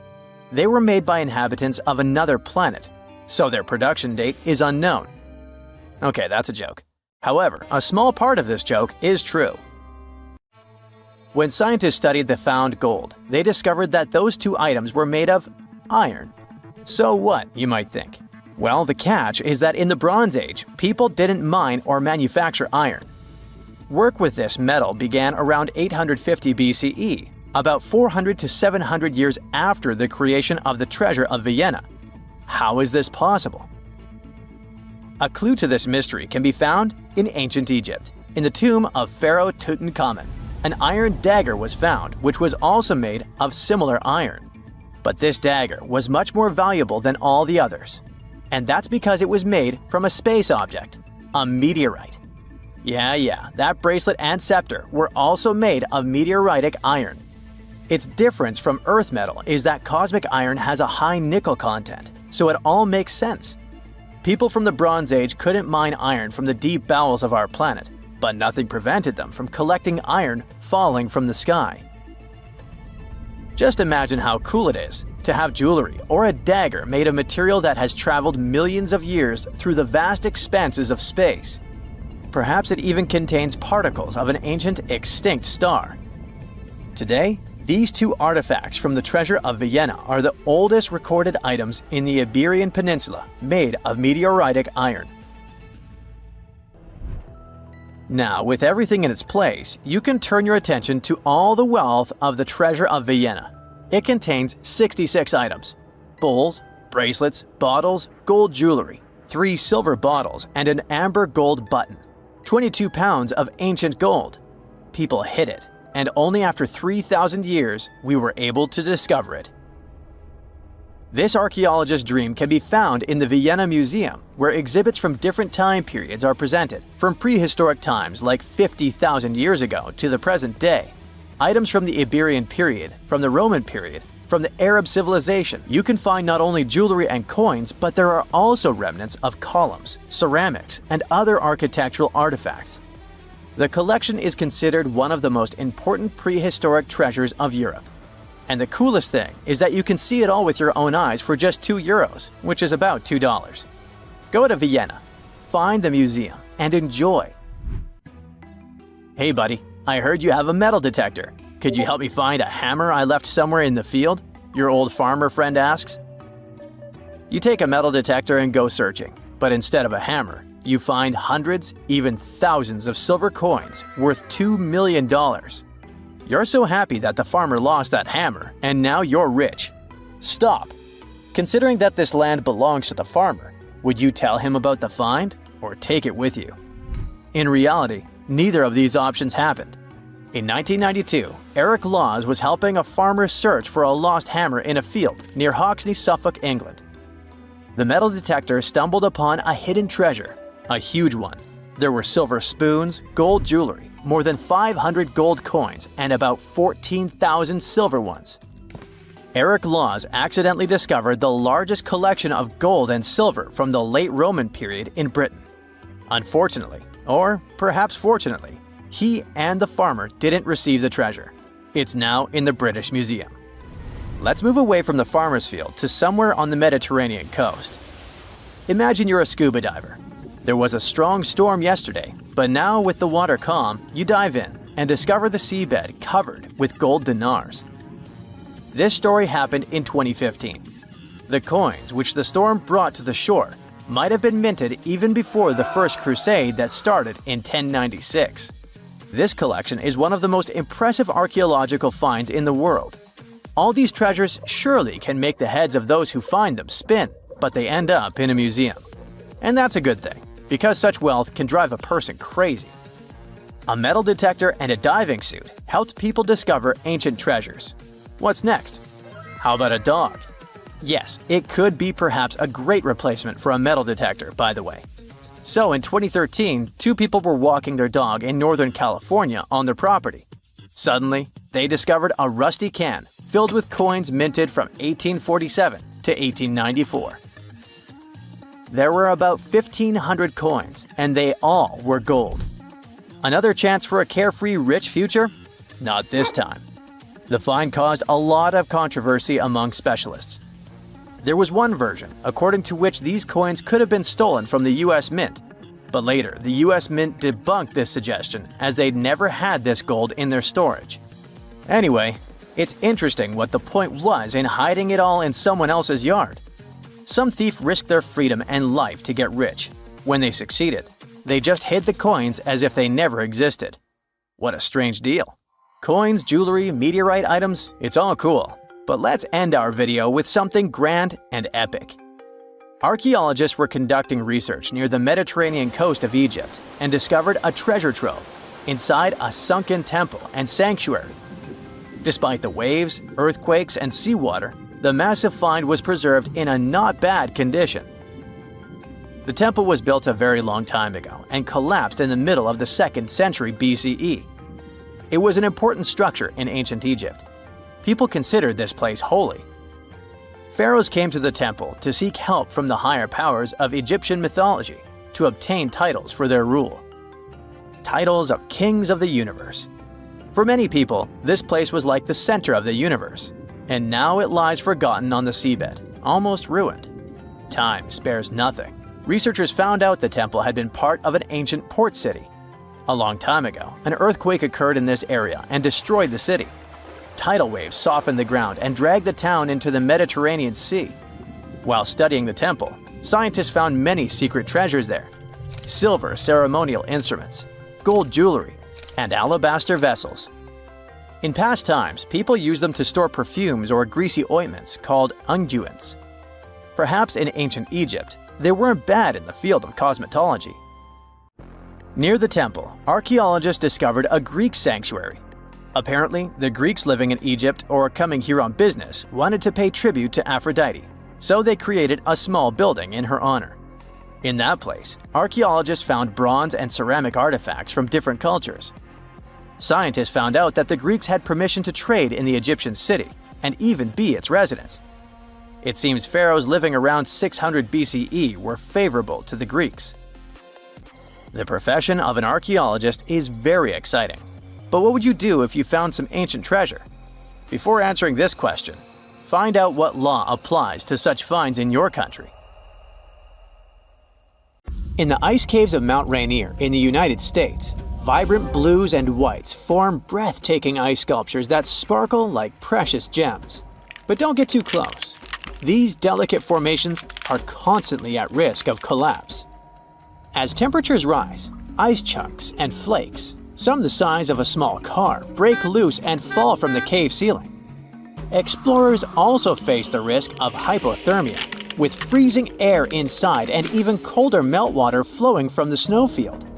The volume of meltwater increases as the day heats up, making the caves even riskier in the afternoon. If you dive into this strange pond in Norway, known as Plura, and swim around for around 1/3 of a mile, you will emerge into a long, colorful cave where limestone and marble formations form narrow and edgy passageways. If you are an okay diver, who does it just for fun, you can end your exploration there. But this cave system is the deepest in Northern Europe, so highly trained and experienced divers can continue exploring the course, which quickly plunges much deeper through pitch-black, ice-cold water, becoming narrow and difficult. In winter, temperatures drop to around 36 degrees Fahrenheit. Sadly, tragic incidents have marked this cave's history, as lost divers have faced perilous retrieval efforts. Jacob's Well in Texas looks like a calm 12-foot swimming hole, inviting and refreshing. Yet, what lies beneath is a treacherous sinkhole leading to a hidden underwater cave system. The dark, secretive depths beneath the placid water descend vertically for about 30 feet, then continue downward at an angle through a series of silted chambers separated by narrow restrictions, finally reaching an average depth of 120 feet, which is about the height of a Ferris wheel. Despite its pretty appearance, the well claimed 9 lives between the 1960s and the 1980s, but some people speculate that the actual number could be higher. This is why these dark, secretive depths are still known as some of the most dangerous diving locations in the United States. As we dive deeper into the earth, we find ourselves in Verkhovnica Cave in Georgia, known for being the deepest cave in the world. It is over 7,000 feet deep, plunging into the unknown, where there is a real risk of deadly floods from underground sources. At the deepest level you can reach, there's a stunning turquoise lake surrounded by jet-black limestone. It is described as a beautiful yet eerie spot that can quickly turn into a scenario where you need to fight for survival. When storms and thunder hit, the roar inside the cave is almost deafening, and the water floods rise really fast. When this happens, explorers cannot afford to wait. They must find a way out immediately. The thing is, caves and storms together are a seriously dangerous mix. Take, for example, the event that occurred in 2018 that had the whole world glued to the news. 12 boys from a junior soccer team went exploring in Thailand's Chiang Rai province with their coach. They raced their bicycles up into the forested hills to reach the Tam Long Cave. In high spirits, they clambered into the cave with just their torches, planning to stay for only about an hour. But they didn't emerge until 2 weeks later. That's because right after they entered there, heavy rainfall began, partially flooding the cave system, blocking their way out, and trapping them deep inside. This is how the world learned about the real dangers of the Tam Long Cave. The Kidam Caves, located in Mount Elgon National Park in Kenya, is considered one of the most dangerous caves in the world. The cavern walls are covered in scuffs and marks that appear to have been made by miners searching for gems or gold. But later, it was discovered that those strange marks were actually made by elephants that go inside and mine the rock, seeking its sodium-rich salts. Although it is interesting, that's not the reason the cave is so frightening. It turns out these caves have a long history of being a breeding ground for some of the most fatal viruses in human history. Just to be safe, it's best to stay far away from there. In Mexico, the Nika mine offers a jaw-dropping spectacle of gigantic crystals towering over visitors. This otherworldly landscape is more than just a visual marvel. It's also bathed in extreme heat. with temperatures rising as high as 136 degrees Fahrenheit. Additionally, the air in the cave has 90 to 99% humidity, making the environment feel even more unbearably hot. But before you start making travel plans to visit this amazing natural site, keep in mind that this cave is completely off limits to tourists. Only scientists with special permission can enter, and they must wear protective gear. Our next stop is in New Zealand, where you can find the Cathedral Cave, which is actually two connected limestone sea caves located on Waipati Beach. With 600 feet of tunnels reaching impressive heights of 98 feet, these caves are among the most remarkable sea cave complexes in the world. And they were formed after waves hit the same spot over thousands of years. The caves earned their name thanks to their acoustics, which are so good that they remind of those in a cathedral. However, you cannot test your singing skills at just any time, as it's only safe to visit during low tide. To avoid danger, visitors are only allowed when weather, sea swell, and tides are favorable. If you're not a fan of bats, you should definitely stay far away from Bracken Cave, located in Texas. During the summer, this dark hole becomes home to the largest colony of bats in the world. I'm talking about around 20 million Mexican free-tailed bats roosting there from March to October. Those people who are brave enough to approach say it's like watching a ballet as millions of bats emerge from the cave in synchronized waves, never once bumping into one another. If you listen closely, you can hear their wings flapping, which people describe as sounding like steady, gently falling rain. Now we arrive at Cueva de los Teos, which is known for an enigma that has intrigued explorers for decades. Located in the Andean jungle of southeastern Ecuador, this cave can only be accessed through a narrow 230-foot vertical drop known as the chimney. Inside, explorers find a labyrinth world of chambers the size of large buildings, connected by narrow galleries and impressive halls, some of which are pierced by jagged stalactites and stalagmites. If that isn't enough to make your heart race, wait. Cueva de los Teos is rumored to contain ancient artifacts and secrets from civilizations long past. Some say it holds a metal library with golden plates engraved with a previously unknown history of humankind. Others believe that the tunnels are too perfect to be natural, suggesting they must have been created by ancient people, possibly with the help of extraterrestrial technology. These rumors have spurred many expeditions to the cave, including one led by Neil Armstrong. Yes, that Neil Armstrong, who sought to uncover its mysteries. To this day, however, the cave has kept its secrets well hidden. Just like Cueva de los Teos, the final cave on our list isn't particularly dangerous, but it'll certainly send chills down your spine. I mean, look at this stone wall, completely covered by hand shapes. What seems like something out of a horror movie is actually the Cueva de los Manos in Argentina. The name means Cave of the Hands in English, and getting to these prehistoric hand paintings made about 13,000 years ago is no small feat. The most adventurous travelers take a 1.5-hour hike through rugged terrain to reach it. But the moment explorers step inside, they are greeted by this incredible artwork from ancient times.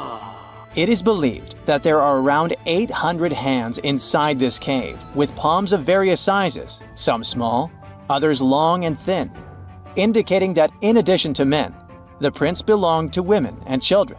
Their authenticity is unquestionable, which makes it all much more interesting. Mirror check.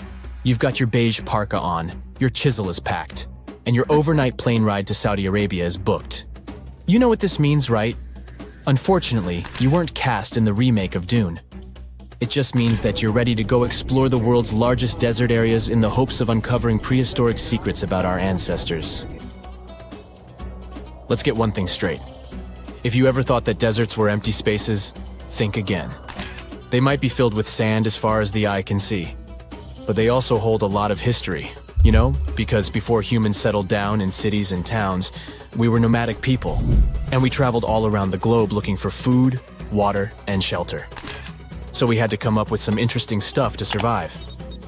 Like this thing that was found in the desert of Saudi Arabia. Do you have any idea what this could have been? Over many years, scientists have discussed the origins and use of huge structures such as these ones. It seems our Neolithic ancestors were way smarter than we gave them credit for. They didn't spend all their hours around the fire carving weapons out of stone. No, they were also practicing their architectural skills. These huge stone structures are called desert kites. Because if you look at them from a distance, well, they sort of look like kites. Archaeologists have arrived at the consensus that these kites were used to lure animals in. This way, it would make it easier for our ancestors to guarantee their week's food. But that's not all. Take a look at these monolithic structures right here. They show us that our ancestors probably drew on rocks, the blueprint of what they were going to build on the ground. Just like modern-day architects, desert kites could be miles long, so they drew out a plan before actually building them. The most surprising feature of all is that these kites were built even before things such as Stonehenge. We're talking around 7,000 to 9,000 years ago. Over the last decade, scientists have been able to identify over 6,000 desert kites spread across the Middle East and West and Central Asia. If you don't think this huge, try building something this large without the help of any drones. It looks like a pretty difficult feat to me. And apparently, Saudi Arabia's desert is filled with more amazing things. Scientists have found mysterious stone structures that are older than the pyramids of Giza in Egypt. So of course, you can't wait to go check that out. Can we all agree that carrying around heavy rocks to build a pyramid without the help of modern technology sounds absurd? I mean, how on earth did they do it? Now imagine turning back the clock about 2,000 years into the past and finding humans that built similar gigantic structures in isolated areas. Take a look at these so-called mustadils. They are rectangular structures built from piled-up stones, found over 77,000 square miles. Some archaeologists believe that these monuments were used for ritualistic purposes, maybe processions of some kind, where people would walk from one end of the plateau to the other. I'd be down for that. Now let's move on to another deserted area. We're entering the world-famous Sahara Desert landscape. Isn't it beautiful? Here, you're about to unravel an ancient mystery, something that took years for researchers to solve. Fun fact, the Sahara Desert is the world's largest hot desert. It spans over 3 million square miles, which would be like putting 1,000 times the country of Hawaii next to each other. We say it's the largest hot desert because the world's largest desert area is Antarctica.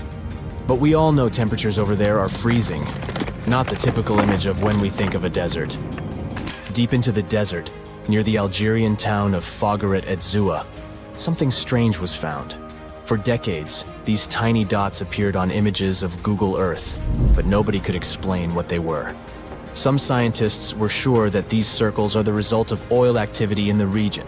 Others guessed that these were ancient fogeras or ancient water wells. There are dozens of them, stretching for miles and miles in a straight line. The strange thing is that they are always far away from any town, road, or human activity in general. So what was or is their purpose? If you had to take a guess, what would you say? Remember we talked about how our ancestors had to be creative in order to survive in the desert? Let's try to walk in their shoes for a minute. Imagine you're a nomadic hunter-gatherer living in a desert area. You spend your days basking in the hot sun, trying to count all the grains of sand around you. But you also need to eat and drink water. But how on earth do you get water in a desert? Sure, you can hope to keep running into oasis every week or so, but that seems a bit risky, doesn't it? That's why North African people invented the so-called fogeras.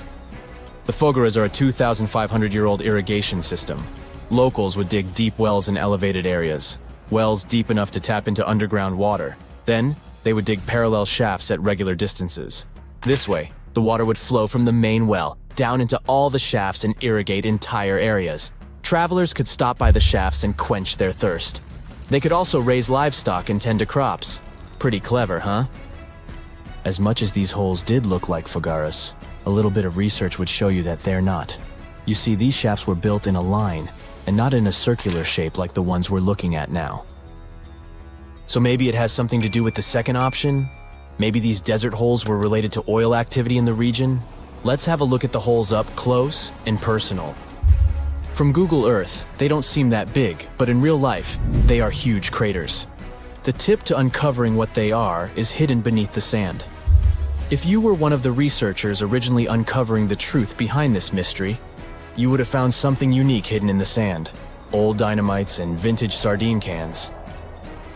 Putting the pieces of the puzzle together, scientists found that these sardine cans were a model from the 1950s and 1960s. It seems that entire teams from that decade would camp out while they surveyed the area for oil. And what about the dynamites? These were used for seismic surveying. This is an old technique, used to identify if there is oil and gas beneath the Earth's surface. Still in North Africa, you find out about another desert mystery worth exploring. Near the city of Tigris, southwest of Algeria's capital, one runs into 13 peculiar monuments. These structures are also called jedars, and yes, I am aware of how much that may sound like a Star Wars reference. They are pyramid-like in their shapes, and as far as scientists know, they were used as final resting places for the people who lived in the region. Can you guess who these were? Most likely the Berber nomads. And since we're talking about ancient stuff, they were probably built between the 4th and 7th centuries CE. Once scientists began to explore the insides of these monuments, they found they were pretty big inside. They found large underground vaults, chambers, and labyrinth-like corridors that gave way to over 20 compartments. It could take you up to 2 hours to walk around in them, and apparently our ancestors also used its walls to depict images of animals and hunting scenes. There's no definite proof of what these jedars were used for, though. This is so neat, huh? I'm sure that our world's desert is filled with many more mysterious things for us to unravel. I guess I'll see you next time so that we can continue our explorations.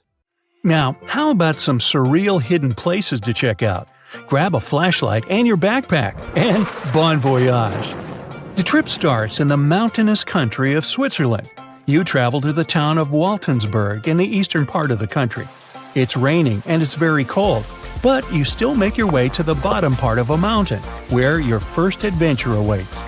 After climbing up high in the mountains, you see a strangely shaped castle. To get there, you must walk up an extremely narrow pathway. Don't look down, you think to yourself. You tighten the straps of your backpack and manage to walk along the pass. Standing at the door of the castle, you really can't believe what you see: a 13th century fortress built entirely of stone. Today, all that is left of Krafenstein Castle is mainly its ruins, but their condition is good enough to get an idea of what the place looked like back in its glory days. You take your time to explore the castle inside, but honestly, this place gives you the chills and you're ready to move on. The next place on the list is Turkey. A plane and then a car ride later, you arrive in the city of Çorum in the northern part of the country. On the outskirts of Çorum, you find a valley filled with old, overgrown mountains and see the beginning of the trail you're about to hike. The way is extremely steep, but it leads to a secret door carved in the mountain. Congratulations! You've just arrived at Kapilikaya. The huge door is a massive arched stone that blocks the entrance to a hidden building. Experts think it has existed since the 2nd century BCE. Unfortunately, the huge door won't open, so what's hidden inside is a mystery today. It's guessed that there is a room inside. Some locals say there's a treasure hidden there too, but until today, no one has managed to enter the place to check. Okay, it's time to get moving before night falls. Next, you get the unique opportunity to travel to Ethiopia. Wandering around the city of Lalibela, you stumble upon a huge pit carved in the ground. You approach it carefully, and soon enough, you see a magnificent terracotta building, so richly detailed it leaves you mesmerized. But that's not all. There are 10 other pits just like this one, hiding King Lalibela's 12th century buildings. All 11 constructions are different from one another, yet share a similar recognizable style. They were hand-carved over the span of 24 years, only with the help of chisels, which is unbelievable given that these buildings are up to 50 feet high. That's about as tall as 5 African elephants stacked on top of each other, if you could do that. This unconventional way of construction made them entirely monolithic, meaning they were carved out of just one gigantic piece of rock. Pretty impressive, huh? Once you leave Ethiopia, you grab a flight to southern Italy, right there on the tip of the boot. No hiking is needed here. Whew! Your friend takes you to a site called Sassi di Matera. It's a Paleolithic city carved in the slope of a steep hill. You might feel like you've traveled in time here, as local stone houses and ancient buildings are unlike anything you've ever seen before. The site, also known as De Sassi, is suspected to be one of the first human settlements in Italy, dating back to over 9,000 years ago. Wandering around the town, you might get invited inside one of the cave-like houses. Oh, and as weird as it may sound, some of the streets run on top of people's homes. Talk about Paleolithic urban planning. You're probably becoming an expert on rock-cut architecture by now, but there are still a few sites left on your list. Next off, you head to Slovenia to visit the world's largest cave castle. This medieval castle was built on top of a 400-foot-high cliff and was designed to be impenetrable. Luckily for you, security is much more relaxed today. Still, if you're looking for a more challenging and less touristy way inside, you can get into the castle through one of its many underground tunnels. They were built over 800 years ago for the owner of the castle. He needed secret passageways to sneak supplies. Today, Prajama Castle is both enchanting and mysterious. I'd say it depends on whether it's a warm sunny day or a cold stormy night. After this medieval experience, you head on to visit Petra, a magnificent Jordanian monument found in the middle of the desert. To get around here, you'll need a large supply of water and sunscreen because it's going to get hot. But this site is worth it. The city of Petra is a marvel of the ancient world. Back in the 4th century BCE, this region was a trading hub at the crossroads of commercial routes. Petra was a wealthy city, home to the Nabateans, an Arab Bedouin tribe that thrived in the region for many years. The rock-carved gate-like structure Petra is famous for is called the Pharaoh's Treasure. It stands at the main entrance to the site and is said to have a treasure hidden inside. You might feel tempted to check it out for yourself, but that's an adventure for another trip. For now, you hop on another plane ride, this time to the Americas. First, you visit the USA, more specifically, the mountainous state of Colorado. You make your way to Mesa Verde National Park. There, in between the greenery and abundant vegetation, you'll find over 600 dwellings built in the cave beneath the cliff, carved deep into the mountainside. This ancient village is now considered a heritage site. The local Puebloan tribe built it back in the 1190s. One of its main buildings is called the Cliff Palace. It's a multi-story construction built from sandstone and mud mortar. The palace alone housed over 150 rooms. If you're feeling sporty, you might want to visit the Balcony House. To get there, you'll have to climb a 32-foot ladder. You'll get to see a mid-sized village of 38 rooms, including 2 kivas. Those are traditional chambers that were built by the Puebloans for ceremonial purposes. Still in the U.S., you make your way to the hills of South Dakota. You're there to visit one of the world's most impressive human-made sculptures on Mount Rushmore. What's so mysterious about this place, you might ask? Well, during Mount Rushmore's construction, a 70-foot-long secret tunnel was built behind the head of Abraham Lincoln. The tunnel was supposed to hold all the documents and artifacts important to the United States history. After the designers thought it through, they decided it was better to hide them in a safe box in the floor of the tunnel. The box holds the history of how Mount Rushmore came to be carved, as well as a brief history of the U.S. and the 4 presidents depicted on the mountain. Amazing, right? Now, you're headed down to Machu Picchu, a South American site hidden between the Peruvian mountains. Machu Picchu itself is already a mystery. Researchers still don't know why or even how the ancient Incan civilization managed to engineer the stone-built citadel all the way back in 1450 CE. To get there, you must endure a 3-day hike, reaching the impressive altitude of 8,000 feet above sea level. Or you can get a train, but that's no fun, right? You're here to check on a relatively new discovery. Back in 2010, French engineer David Crespi was taking measurements of the Inca ruins when he noticed a door he had never seen before. It was sealed off by stones.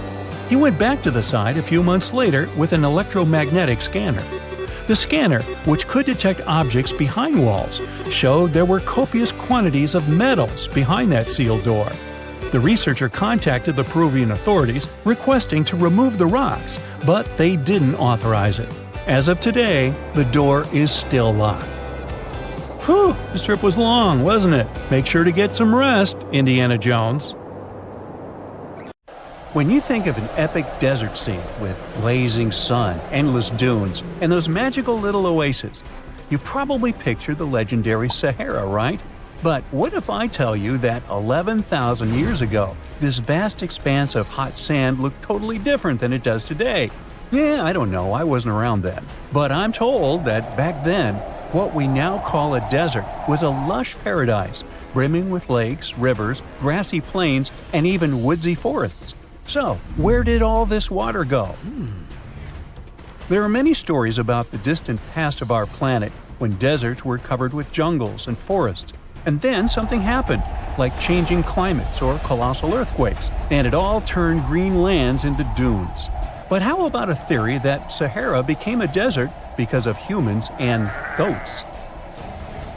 The Sahara has seen its fair share of wet and dry drama throughout the ages, mostly thanks to little shifts in Earth's orbital tilt, causing variations in how much solar radiation hits the atmosphere. There were even times called the African humid periods, when the rain would pour in and transform the dry landscape into a bright green haven. But between 8,000 and 4,500 years ago, something really funky happened to this region. Certain areas went from humid to dry, way too fast to explain it by just orbital changes. In the blink of an eye, the lush Sahara turned into the Sahara we know today. Now, if you ask scientists why it happened, they will tell you, oh, it's just poor parameterization of the data. Bet you didn't get it, did you? What? Well, right, let me translate it from scientific to common human. It means they really don't know the answer themselves, and they got a bunch of missing puzzle pieces. But as scientists sifted through ancient dirt and pollen samples, they spotted a quirky trend. Wherever there were pastoralists, also known as humans with their domesticated animals, the plant life seemed to shift.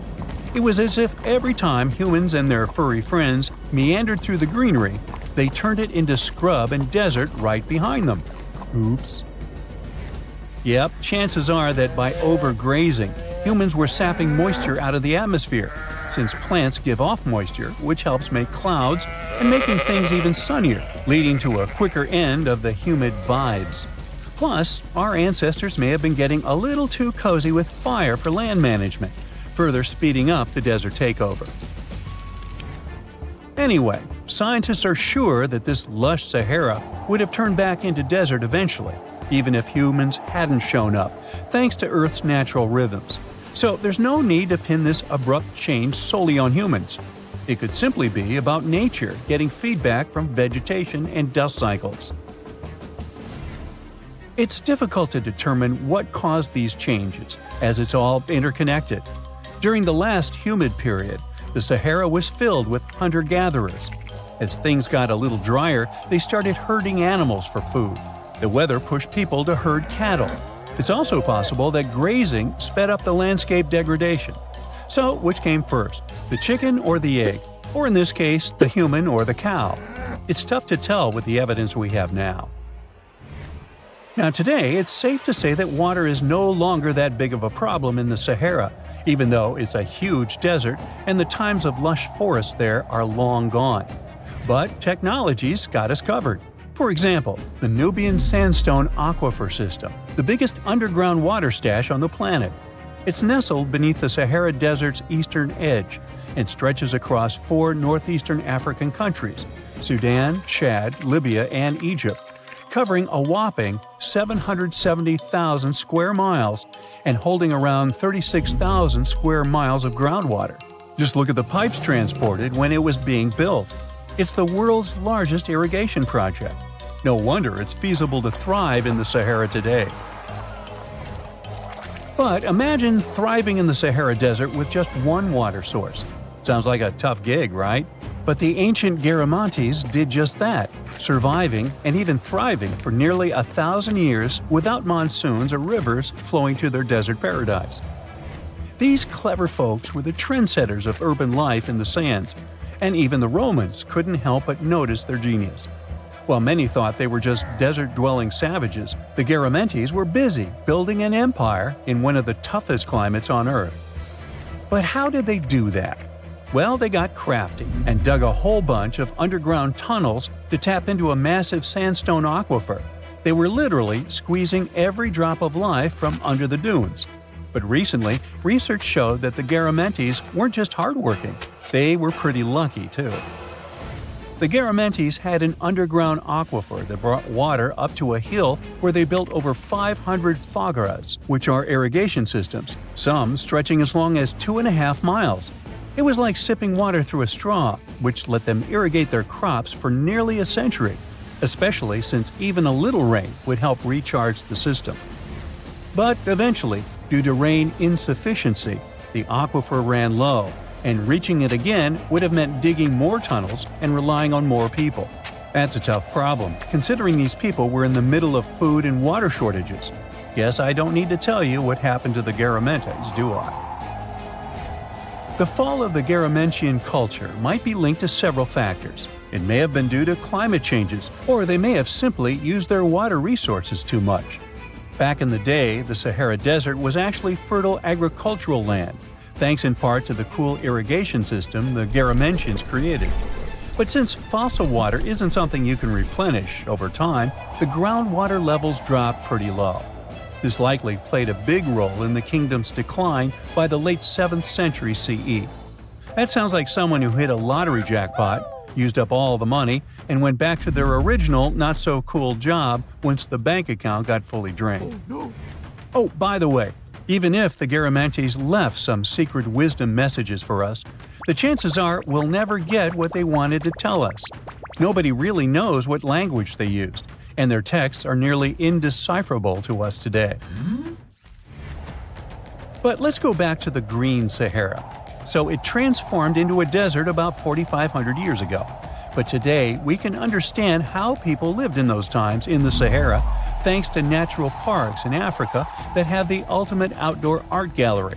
There are well over 15,000 ancient paintings and carvings depicting everyday life from around 11,000 years ago. However, if the carvings aren't enough for you and you feel like visiting an actual green desert, all you have to do is book a flight to California. One of the most beautiful phenomenon in the world, the superbloom, takes place here. Look at all these colors: orange, green, pink. It's a miracle. Wildflowers bloom right in the middle of a hot desert after several years of rainfall in dry places. It's such a bright and colorful landscape that superblooms can be seen from space. This rare phenomenon can be observed in other arid places and deserts in western and southern Africa, Western Australia, and Chile. In all these places, the weather is very hot and dry in summer. Mild humid air comes in winter, and this is the ideal environment for mass flowering. Flower seeds that lie in desert sands can wait for decades before starting to produce flowers. When the hot sun destroys all the weeds and grass, and the rainfall becomes enough to moisten the soil, the seeds are kind of like, well, okay, now it's our turn to play a big game. And then hundreds of thousands of tourists come to take photos and post these beautiful pictures on social media. And this, unfortunately, is one of the main dangers for flowers. Therefore, if you find yourself in a place like this, don't pick the flowers and don't trample on them. Stay on the path, don't litter. Take only pictures and leave only footprints. You get it? Good. Whenever you hear about ancient ruins, you almost never picture them being suspended somewhere, or just randomly hanging on the branch of a tree, right? In fact, for most of the ancient artifacts we have exposed in museums all over the world, archaeologists did quite an impressive amount of digging. You see, buildings have this funny way of fading away over time if not properly taken care of. Sometimes we need to reuse some building materials, so an older construction may be sacrificed in the process. Other times houses are abandoned, and once they are exposed to the elements on the surface, like rain or sunlight, they don't really stand a chance. Some just simply crumble away due to good old erosion. So the only way a piece of architecture can survive the test of time is if it's somehow gotten buried deep down. Now, how did they end up buried in the first place? Well, it's quite the comedy of errors. Ancient cities had a habit of gradually raising their ground level like a kid adding toppings to their ice cream sundae. You see, these settlements were always busy collecting food and building materials to keep up with their ever-growing population. But hey, who has time to deal with waste and rubbish? It wasn't exactly high on their to-do list back in the day. So when it came to building new houses, ancient civilizations found it much easier to save their sweat and tears by piling up the rubble and constructing right on top. But that's not all. Rivers would also occasionally flood and deposit a layer of sediment on the city floors, further encapsulating those ancient constructions. And in those dry regions like the desert, where the wind likes to show off its sand and dust dance moves, you can bet it was a constant struggle to keep the establishments clean.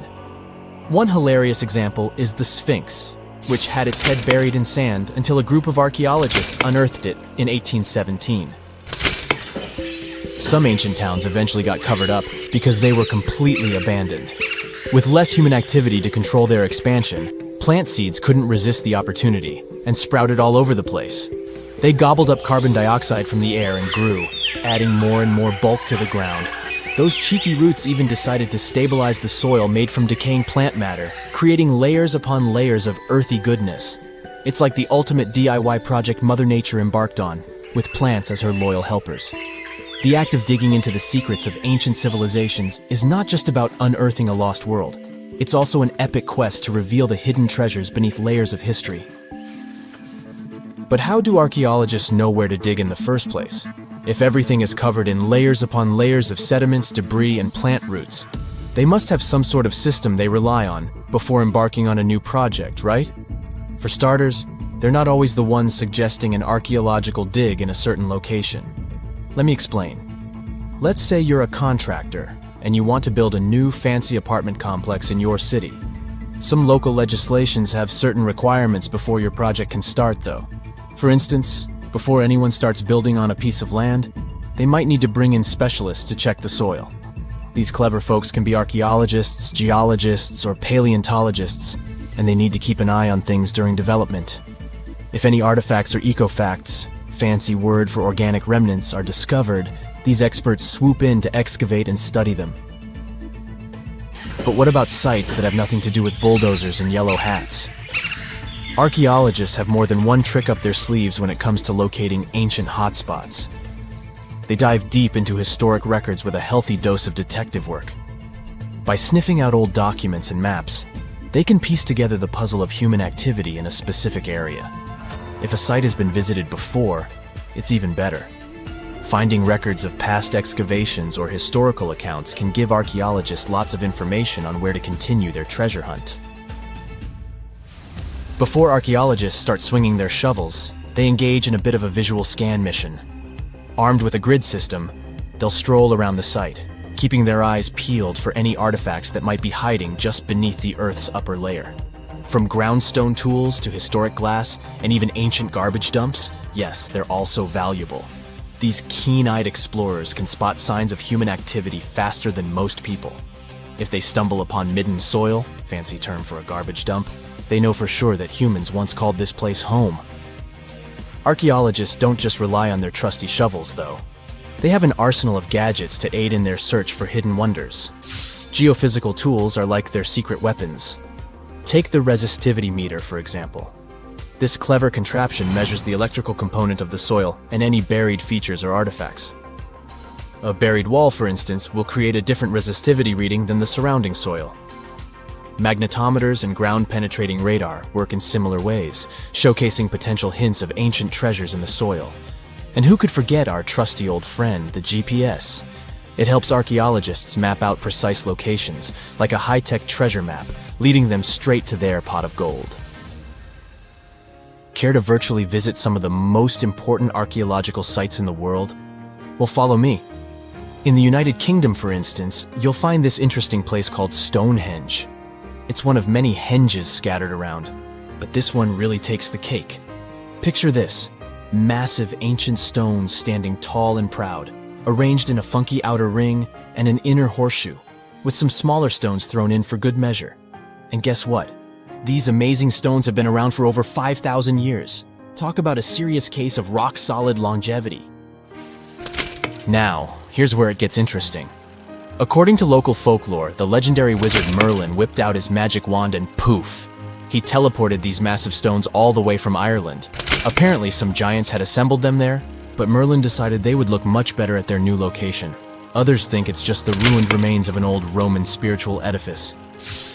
These amazing structures were built by our Bronze Age ancestors. With their simple tools and limited tech, they managed to create this monumental masterpiece. Impressive, right?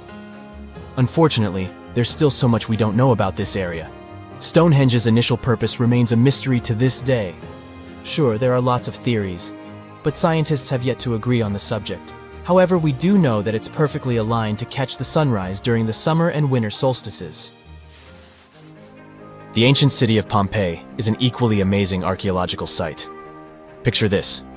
Mount Vesuvius, a notorious troublemaker, decided to throw a volcanic tantrum and completely covered this ancient Roman city. It turned it into a time capsule, located outside present-day Naples in Italy. Fast forward to the year 1748, when a bunch of adventurous explorers stumbled upon Pompeii. Lo and behold, they discovered a treasure trove of well-preserved goodies: streets, houses, food, probably a bit stale by then, blingy jewelry, fancy sculptures, colorful frescoes, everyday household items, and even animal and human remains. It was like an epic archaeological party. From the looks of it, Pompeii had it all. Fancy houses and villas, a massive 20,000-seat arena, cute little artisan shops, hangouts like taverns. And let's not forget the saucy spots like those luxurious bathhouses for some intense pampering. There's also the sanctuary of Apollo, where people used to gather for their daily dose of worship. And of course, the bustling heart of the city, the Forum of Pompeii, where all the cool people used to hang out. And guess what? Pompeii is so cool that it made it to UNESCO's World Heritage List back in 1997. That's like the ultimate Hall of Fame for historical awesomeness. It also includes many other famous buildings and sites, like the Taj Mahal in India and the Acropolis of Athens in Greece. You have heard about Nikola Tesla. You have definitely heard about the Great Pyramids in Egypt. But what if I told you that Tesla may have probably uncovered the ancient mystery surrounding the pyramids? Wait, what? Is this a crossover episode? Nope. It's highly probable that the secrets of the pyramids are hidden in plain sight. But first, let's recap what we know about the pyramids. What's so mysterious about them? I mean, they are just old quirky buildings, aren't they? One of the biggest questions is how they were built. Some people think that the pyramids were created by people using only their hands and muscles. But others think that there might have been some kind of crazy energy source that we don't know about yet. Like, what if aliens helped out or something?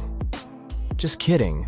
But this idea of some unknown energy source being used to build the pyramids has been around for ages. Even in old texts, like the pyramid texts, it talks about how the gods gave us something to build a great power. So maybe there was something really powerful and mysterious going on back then? Who knows? Back in the early 1900s, he got obsessed with the Great Pyramids of Egypt. He read numerous books about these ancient structures and was blown away by how much energy they seemed to have. At that time, not many people knew much about electricity, and Tesla started to wonder if there was some kind of advanced tech hidden in the pyramids. He had an idea that the power of the pyramids had to do with electromagnetism, and he put a lot of time and effort into trying to figure out the mystery. Tesla had some pretty unusual theories about the Great Pyramids. He thought that they could actually store and move electricity, which could then be used to power up the areas around them. He also had this theory that the pyramids were built using some kind of crystal energy. He believed that the chambers inside the pyramids could have these super powerful crystals that could control the electromagnetic fields. But that's not all. Tesla also had this idea that the materials used to make the pyramids had properties that allowed them to trap energy from the sun and the moon. And not just a little bit of energy. He thought that the pyramid could actually create this massive energy field that could light up whole cities or even brighten up dark places.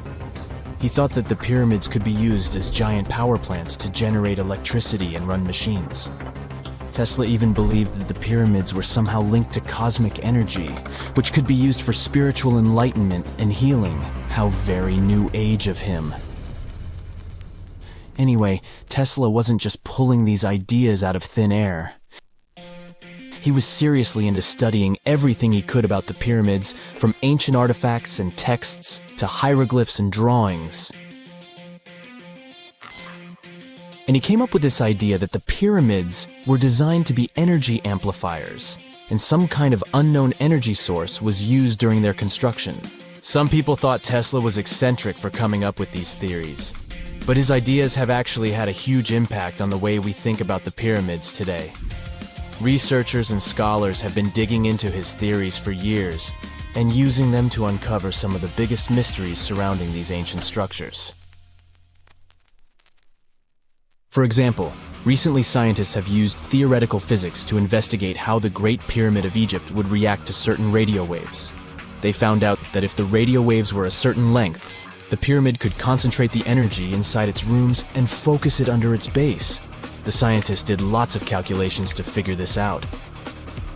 They first thought about what radio wavelengths would work best. Then they made a model of how the pyramid would react to the waves. They figured out how much of the energy from the waves would get absorbed or spread out. Lastly, they checked how the energy would move around inside the pyramid when the waves hit it.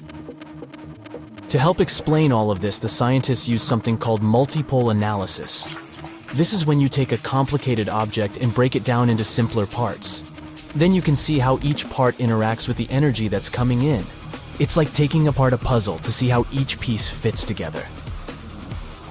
The researchers are interested in how all of this can be used in the future. They want to make really tiny particles that can do the same thing as the pyramid, but with light. By changing the size, shape, and the material of these particles, they can control how the light moves around them. This can be really useful for things like making tiny sensors or super efficient solar cells. The scientists had to make some guesses when they were doing their research. They assumed that there weren't any hidden spaces inside the pyramid, and that the material used to build it was all the same. But even with these guesses, they still made some pretty impressive discoveries.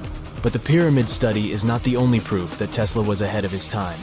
There are more Tesla's projects that seemed unrealistic at the time, but that scientists and enthusiasts reevaluate and try to implement today. Let's talk about Tesla's most ambitious project, the Wardenclyffe Transmission Tower.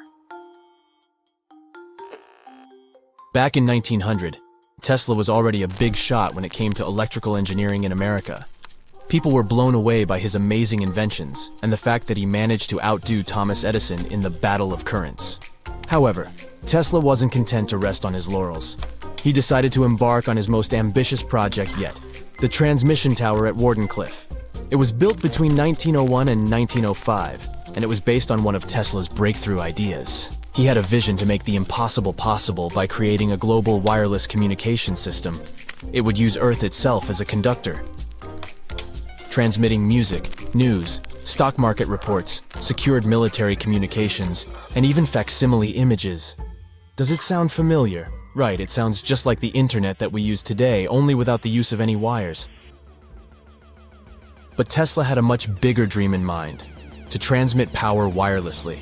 He already proved that high-frequency signals could be sent without any wires using his Tesla coil transformers, and this sparked his obsession with wireless energy transmission. His vision was to not only transform the way we communicate, but also to find a way to transfer power currents globally by tapping into the Earth's natural energy. Tesla believed that there was an abundance of free energy all around us that could be used for humanity's benefit. In 1899, he conducted some top-secret experiments and got convinced that it was possible to transmit electrical power through the Earth's upper atmosphere. This is actually how the Wardenclyffe Tower was created. It was supposed to be the prototype station for a network of towers all over the globe that would provide the whole world with wireless energy. Unfortunately, Tesla didn't have the resources or the patience of his investors to bring this project to fruition. It ran into all sorts of financial problems and roadblocks, and in 1917, the unfinished tower was finally torn down for scrap metal to pay off Tesla's mounting debts. Now it remains a sad reminder that even the greatest minds can sometimes fall short of their dreams. The original red brick laboratory, however, is still there, and it is the only Tesla lab that has survived. Fun fact, in 2017, a film crew made a crazy discovery. They used ground-penetrating radar to explore the area around Wardenclyffe, and they found a whole series of tunnels stretching for hundreds of feet underneath the site.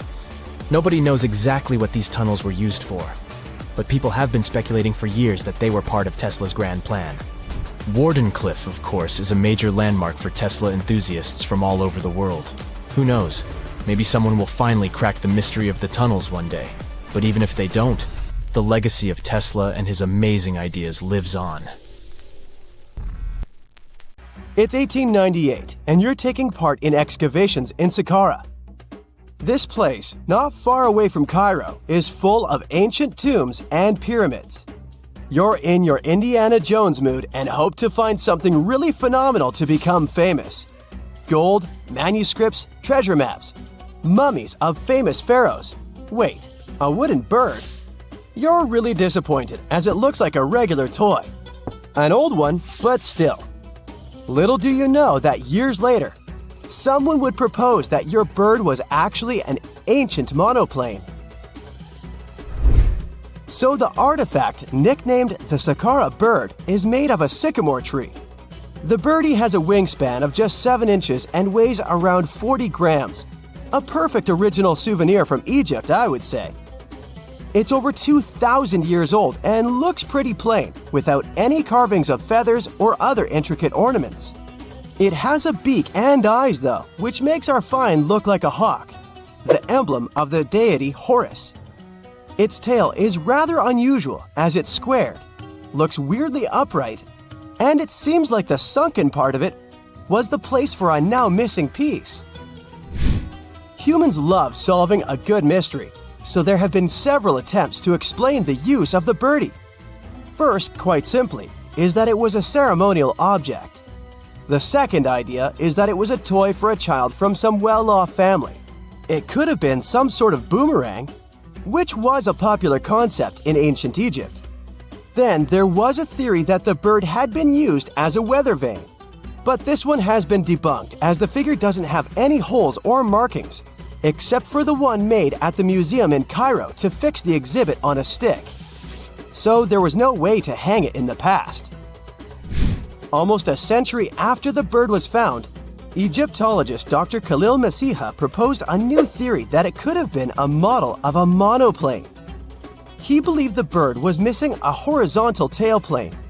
Otherwise, it had its wings set at a right angle, similar to that of modern planes. It could have worked to generate the aerodynamic lift necessary for flights.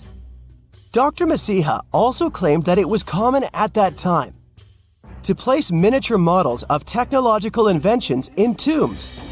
So, did the ancient Egyptians really invent the plane in 200 BCE? That would make the Wright brothers, who are considered the inventors of aviation, really upset. They made one of their first flights only in 1903. There's just one way to know for sure, and that is to test the model. But you know, the ancient museum in Cairo would unlikely let one of their cherished exhibits fly around like a toy. That's why glider designer Martin Gregory built a similar model, this time of balsa wood, and concluded that even with the missing tailplane, the plane wasn't much of a flyer. Case solved? Not really. This didn't sound convincing enough to the History Channel, so they invited an aerodynamics expert to build another replica of the bird. He tested it in weather conditions similar to those in Egypt and was impressed with the little plane's abilities. So, if they did invent the prototype of a plane back in the times of pharaohs, it would be a good example of an oupart. That's an out-of-place artifact, an object that's way ahead of its time in terms of technology or history. And the Saqqara bird isn't the only example of such a revolutionary concept. In 1901, a group of divers retrieved the Antikythera mechanism from an underwater shipwreck near the Greek island of Antikythera. It's been dubbed the world's first analog computer, and it's currently dated around 100 BCE. The bronze mechanism could tell the position of the sun, moon, planets, and stars, as well as the lunar phase, the dates of upcoming solar eclipses, and even the speed at which the moon moves through the sky. No one's sure who used it and how or where it was made. But it's obvious that it's extremely precise and way too advanced for its time. The first flushing toilets in the world were invented in the middle of the 20th century. Just kidding. The ancient Minoans on the Mediterranean island of Crete and the Indus Valley civilization both came up with this brilliant invention at the same time, around 4,000 years ago. The plumbing and sanitation were so well done that no one managed to design anything better until 2,000 years later. One ancient Minoan lavatory was discovered at the Palace of Knossos. It looks like it had a wooden seat set over a tunnel that directed water from a rooftop reservoir to an underground sewer. Other varieties got water from jugs. Only the super rich people could afford all this glory. So if you wanted to shop for real estate back then, the flushing toilet would be a telltale sign you were in the rich neighborhood. Automated doors became a cool, seemingly new invention back in 1931. But the technology behind them is actually much older. Think the 1st century CE old. Mathematician and engineer Heron of Alexandria came up with a hydraulic system to open and close temple doors. To bring it into action, you need to light a fire to produce heat. There was a brass pot under the fire, half filled with water. The inventor connected the brass pot to containers that acted as weights. When the fire was burning, the water moved into the containers. They went down and pulled the ropes. It was nothing like a supermarket door that opens in front of you before you even have time to think. Heron's door took hours to open, and there was no way to stop the process. That's why they only opened the doors once a day before people entered the temple, to add some mysticism at the temple during ceremonies. Spooky. Looks like the first ever battery was invented in Baghdad around 2,000 years ago. A German archaeologist found this oval-shaped clay jar in 1938. Scientists are still not sure what purpose it served and who exactly invented it. There is a theory that it was used for electroplating objects with precious metals. When they filled it with a weak acid like vinegar, the battery produced around 1 volt of electricity. Another theory says it was a vessel for sacred scrolls. Would you like to buy contact lenses designed by Leonardo da Vinci himself? In 1508, he invented a glass lens with a funnel on one side. You were supposed to wear it with water inside to improve your vision. Sounds a bit uncomfortable, doesn't it? So, around a century later, French scientist René Descartes decided to improve the idea and make the cornea contact the future lenses. Contacts because they contact your eyes, get it? The glass tube with liquid did help improve vision, but blinking was sadly impossible.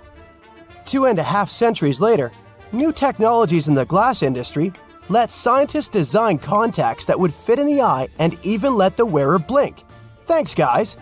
Still, those lenses were made of heavy blown glass and didn't let the eye breathe. About 50 years later, contacts became plastic, lightweight, unbreakable, and scratch-resistant, but still covering the entire eye. And then, in 1948, an English optical technician accidentally sanded down a plastic lens and figured out they'd still be in place even if they covered only the cornea. Imagine you're living in 19th century London and need to send a message to New York. It would have taken about 10 days to get there by ship. So when delivery time went from days to hours in 1858, it was a true sensation. The first message was sent by Queen Victoria herself. It was all made possible thanks to the transatlantic telegraph cable, running under the ocean. Sadly, the new cool invention only lasted a few weeks. It took years to bring it back to life. Tartessos, a mysterious, highly developed society that once flourished and then, without any warning, suddenly disappeared. Moreover, before they were completely gone, they performed some strange rituals, as if they were trying to save themselves from something. But what happened to these people? Let's try to find out. Let's go to the southwest of Spain, to about 2,500 years ago.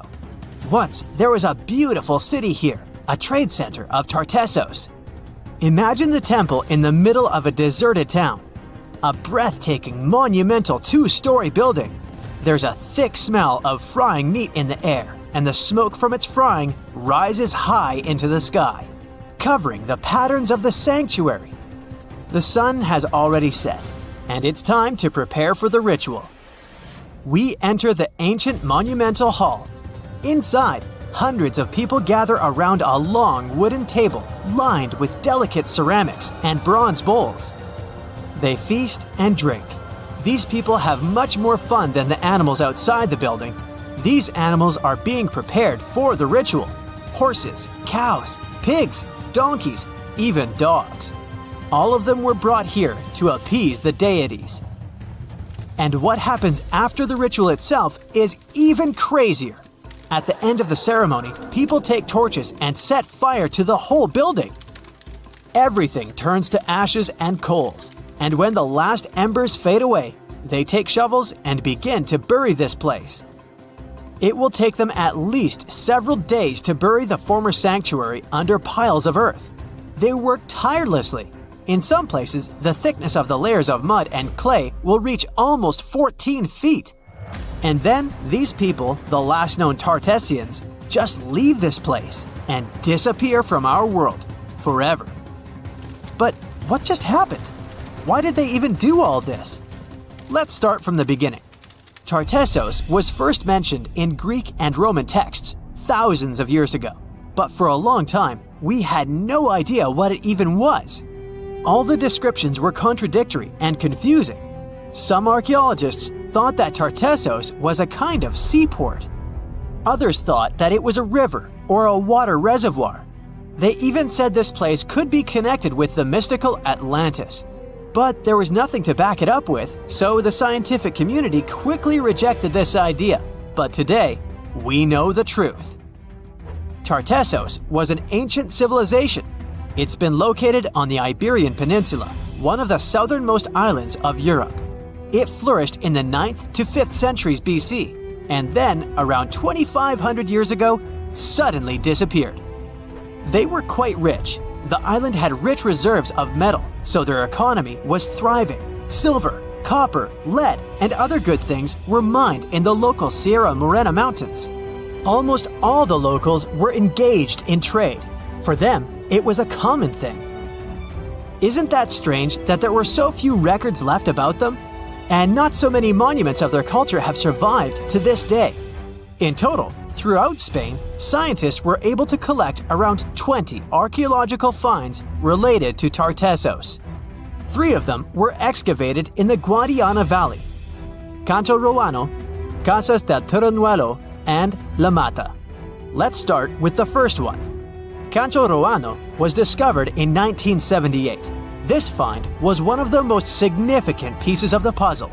This is one of the most beautifully preserved structures of the Tartessian civilization. Not only the walls have survived to this day, but so did the altar, the moat, and even several artifacts. For example, some jewelry and wine glasses. It was a square building surrounded by a deep moat filled with water. And, to be honest, we still don't know its exact purpose. We only assume that it could be an ancient temple. Some rituals were carried out there.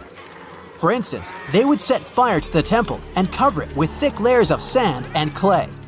They even left some expensive artifacts inside, tools, gold jewelry, and so on. Moving on to the next find. Casas del Turrunuelo is one of the best preserved buildings in the entire Western Mediterranean. We only discovered it a couple of years ago, back in 2015. And it hasn't been studied that well yet. But we already know that this place is also pretty weird. Casas del Turrunuelo was a very rich building. It wasn't just some kind of temporary camp. it was a place of monumental, impressive architecture. Massive staircases, vaulted ceilings, luxurious materials brought from all over the Mediterranean, and the latest construction technologies. It was supposed to be a place of power, maybe even something like a palace. And yep, it also became the venue for the rituals. It's unclear whether the locals intended to destroy this beautiful place from the very beginning, but this is where they performed the greatest ritual in the area. This ritual involved more than 50 animals, including the most valuable ones, horses. It was their only means of transportation. The fact that these people gave away their horses may indicate that they planned to stay here for some time. Perhaps they hoped to appease the deities and settle on local lands. The ritual was carried out exactly as they intended. And just like Cancho Ruano, this place was also set on fire. When the ritual ended, the locals buried this place and left, disappearing into the countryside of the Iberian Peninsula. Now it's an abandoned and quiet place. Just like Cancho Ruano, it's been standing here untouched for more than 2,000 years. The last find is La Mata, which was discovered much earlier than the other two, back in 1930. The resemblance between all of them was striking. La Mata had the same fate. It was burned and forgotten for centuries. All of this is very strange and mysterious. It seems like the locals were fleeing from something. Perhaps something happened that made them start building these banquet halls and arranging large-scale rituals. They thought that their deities turned away from them and tried to appease them. But unfortunately, it didn't work. As a result, they were forced to leave their temples and soon disappeared altogether forever. And by the way, why did they disappear at all? Well, this is another mystery of this civilization. One of the most important questions is, did they know that they were going to disappear? Or was it something unexpected? Did they suffer some kind of sudden catastrophe from which they were trying to escape? Or something else? Scientists have several theories on this. The first theory says that there may have been several major earthquakes and subsequent tsunamis in this region. These natural disasters destroyed local settlements and severely demoralized the survivors. Perhaps they were looking for salvation from this. Another theory is that there were some problems with trading. Since they were rich in metal and lived off their economy, any problems in it could lead to big troubles. If they had some kind of mining crisis, then relations between different nations could worsen greatly, and things could get pretty nasty. The truth probably lies somewhere in the middle. The most current theory says that around the 6th century BC, a large-scale tsunami hit the port. This greatly damaged the economy, which worsened the relationship between Tartessos and its neighbors. In any case, this seems to be speculation. This place is like a dream come true for archaeologists. It stores a huge amount of information and secrets that we have yet to unravel. The Tartessians had no idea that by burying their artifacts, they were making a real gift to the scientists of the future. And while scientists continue to study them, we can check out the stuff they have already discovered. History lovers can see Tartessian tools, horse figurines, and decorated ivory in the Archaeological Museum of Badajoz. Let's hope that in the future, scientists will learn more interesting things about this civilization, and we'll finally find out what happened to them. A comfortable abode with a gorgeous view of the Mediterranean Sea will serve as a perfect rain shelter. Well, this is what a real estate advertisement might have looked like for Neanderthals 100,000 years ago. Welcome to the weird and wonderful caves you could live in, or not. Of course, back then, neither real estate and advertising had been invented yet. Never mind the fact that Neanderthals couldn't build houses and often lived in caves. Yet, one of those caves looks an awful lot like a residential building. It's situated inside a high limestone cape called the Rock of Gibraltar. If the Neanderthals had had an economy, the caves inside this rock would have cost a bundle. Navigators discovered it in 1907. They just spotted a big hole inside the fortified rock. For many years, scientists have studied this place and found some traces of Neanderthals. They discovered ancient tools in the cave and bones of old animals. But the coolest thing was, they found 4 caves inside the rock. It was like a residential complex. Neanderthals lived alongside neighbors and helped each other hunt and fish. They created feather decorations and painted abstract drawings on the walls. Imagine our ancient predecessors hanging out in these caves 100,000 years ago. And now, scientists hang out there and study the primeval past of Neanderthals in detail. At the end of 2021, archaeologists uncovered a gap inside one of the caves leading to an unknown tunnel. They crawled through this hole and opened a new space under the cave roof. This place has been closed off from the outside world for over 40,000 years. And it seems it was one of the most prestigious apartments in the entire mountain complex. It has high ceilings with ancient stalactites. The ruined stone curtains divided the apartment into several rooms. Scientists also found the remains of ancient animals and scratches on the walls.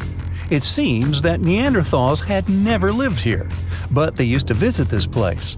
Archaeologists found the shell of a sea snail called dog whelk. One of the Neanderthals brought it here for some reason, but the primary owners of this place were hyenas. These caves show that Neanderthals were closer to humans than to monkeys. They had a way of life and even some customs. There's still a lot of work ahead, and scientists hope to find new rooms inside this rock. Meanwhile, in 2003, archaeologists discovered another early dwelling on the Isle of Flores in Indonesia. Among the green jungle, they found a cave with ancient tools. At first, everyone thought the human ancestors lived here, but then scientists discovered an unusual skeleton of an adult. A thorough analysis showed the skeleton belonged to a 30-year-old woman, 3.5 feet tall, just above the waist of an average adult. The woman's weight was equal to the weight of an adult shepherd. The skeleton didn't belong to Neanderthals or Australopithecines. It was a new unknown species, which scientists called Homo floresiensis, or simply the Hobbit. Also, there were remains of unusual ancient animals in the cave. It was an elephant the size of a cow, some large storks, and giant rats. Archaeologists have found out that hobbits were not the owners of this place. The main inhabitants were the rats the size of a cat. Maybe they were fighting the hobbits. Some analysis shows that Homo floresiensis wasn't our direct ancestor. They were in a separate branch of evolution. The hobbit skeleton looks more like that of a monkey than of modern humans. In 2009, in the dense jungle of Vietnam, archaeologists discovered Son Don, the largest cave in the world. If you go inside the cave and shout, you'll hear your echo a long time. In some places, the height of this cave reaches half the height of the Empire State Building, and the total area is larger than one central block of New York. Son Don is one of the 3 caves in the Vietnamese jungle. Many intricate mazes connect these caves. Inside, you can find unique plants and trees that live separately from the outside world. It's a real underground jungle. In some places, you can find collapsed ceilings that let the sunlight in. Besides unusual trees and plants, ancient stalactites hang there. Some limestone deposits are more than 450 million years old. They were here even before dinosaurs appeared. There are also many rivers in the cave. Rainwater coming down from holes in the ceiling has formed them. Fast streams resemble slides in a water park. They lead to unknown underground labyrinths. Scientists have studied only a small part of all these caves. The next unusual cave is in New Zealand. Hundreds of thousands of fireflies live inside. Each of them glows with a blue light. Together, they light up the cave. It may seem to you that you're on another planet, but you can't stay there for a long time.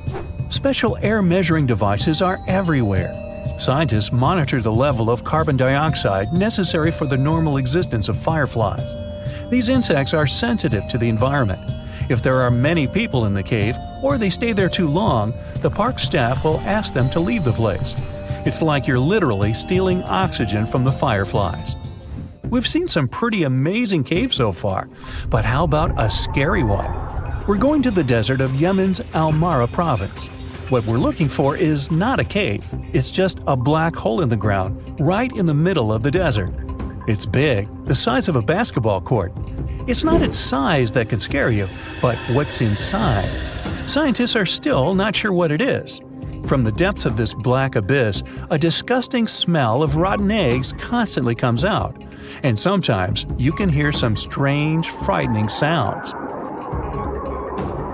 The blackness of the giant hole in Yemen absorbs all the sun's rays, so you won't see what's there even with a powerful flashlight.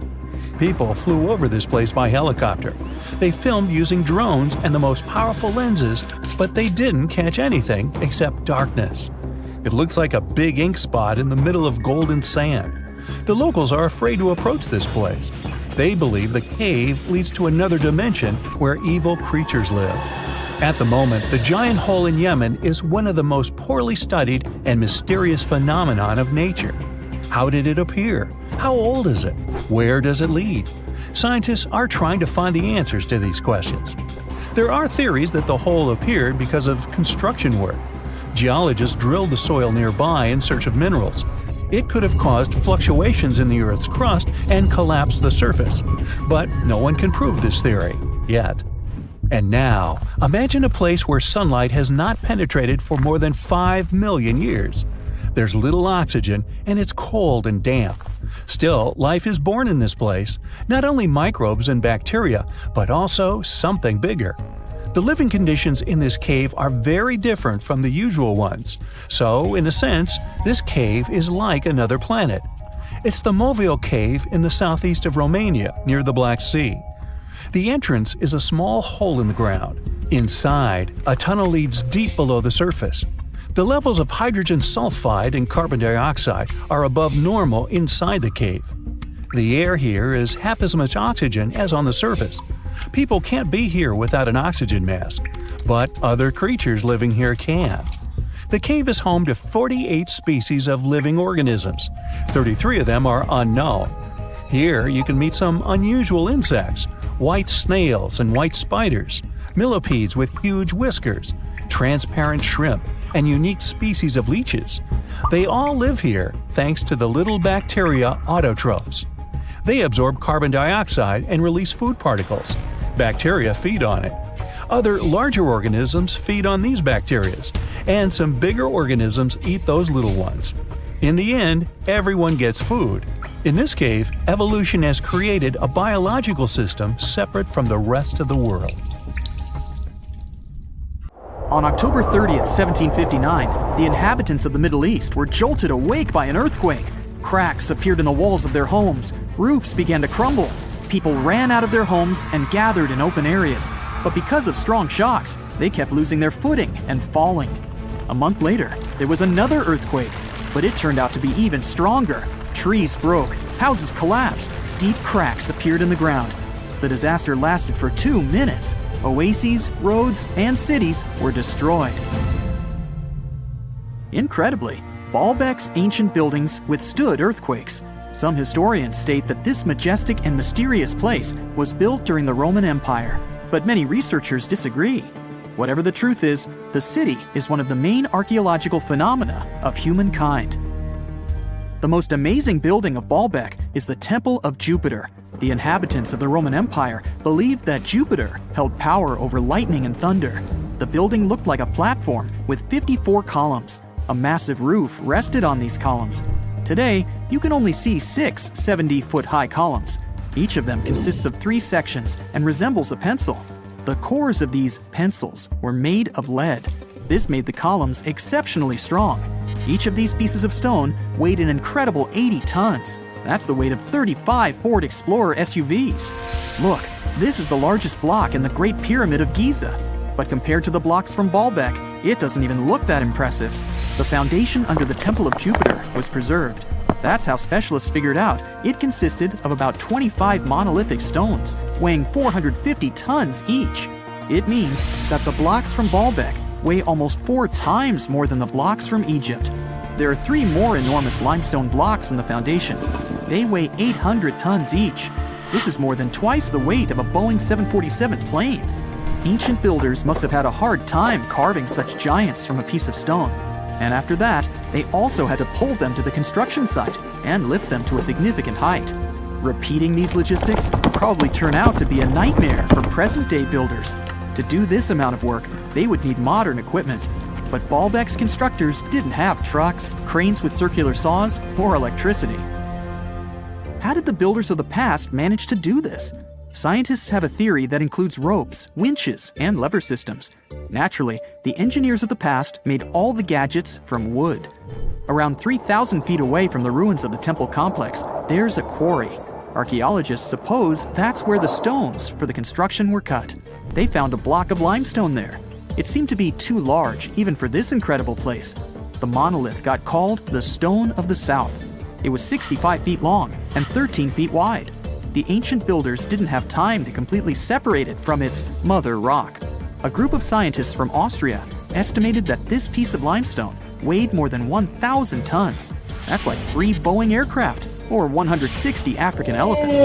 There was another surprise awaiting the archaeologists near the Stone of the South. It was the second monolith that weighed more than 1,200 tons. But the ancient builders didn't stop at that.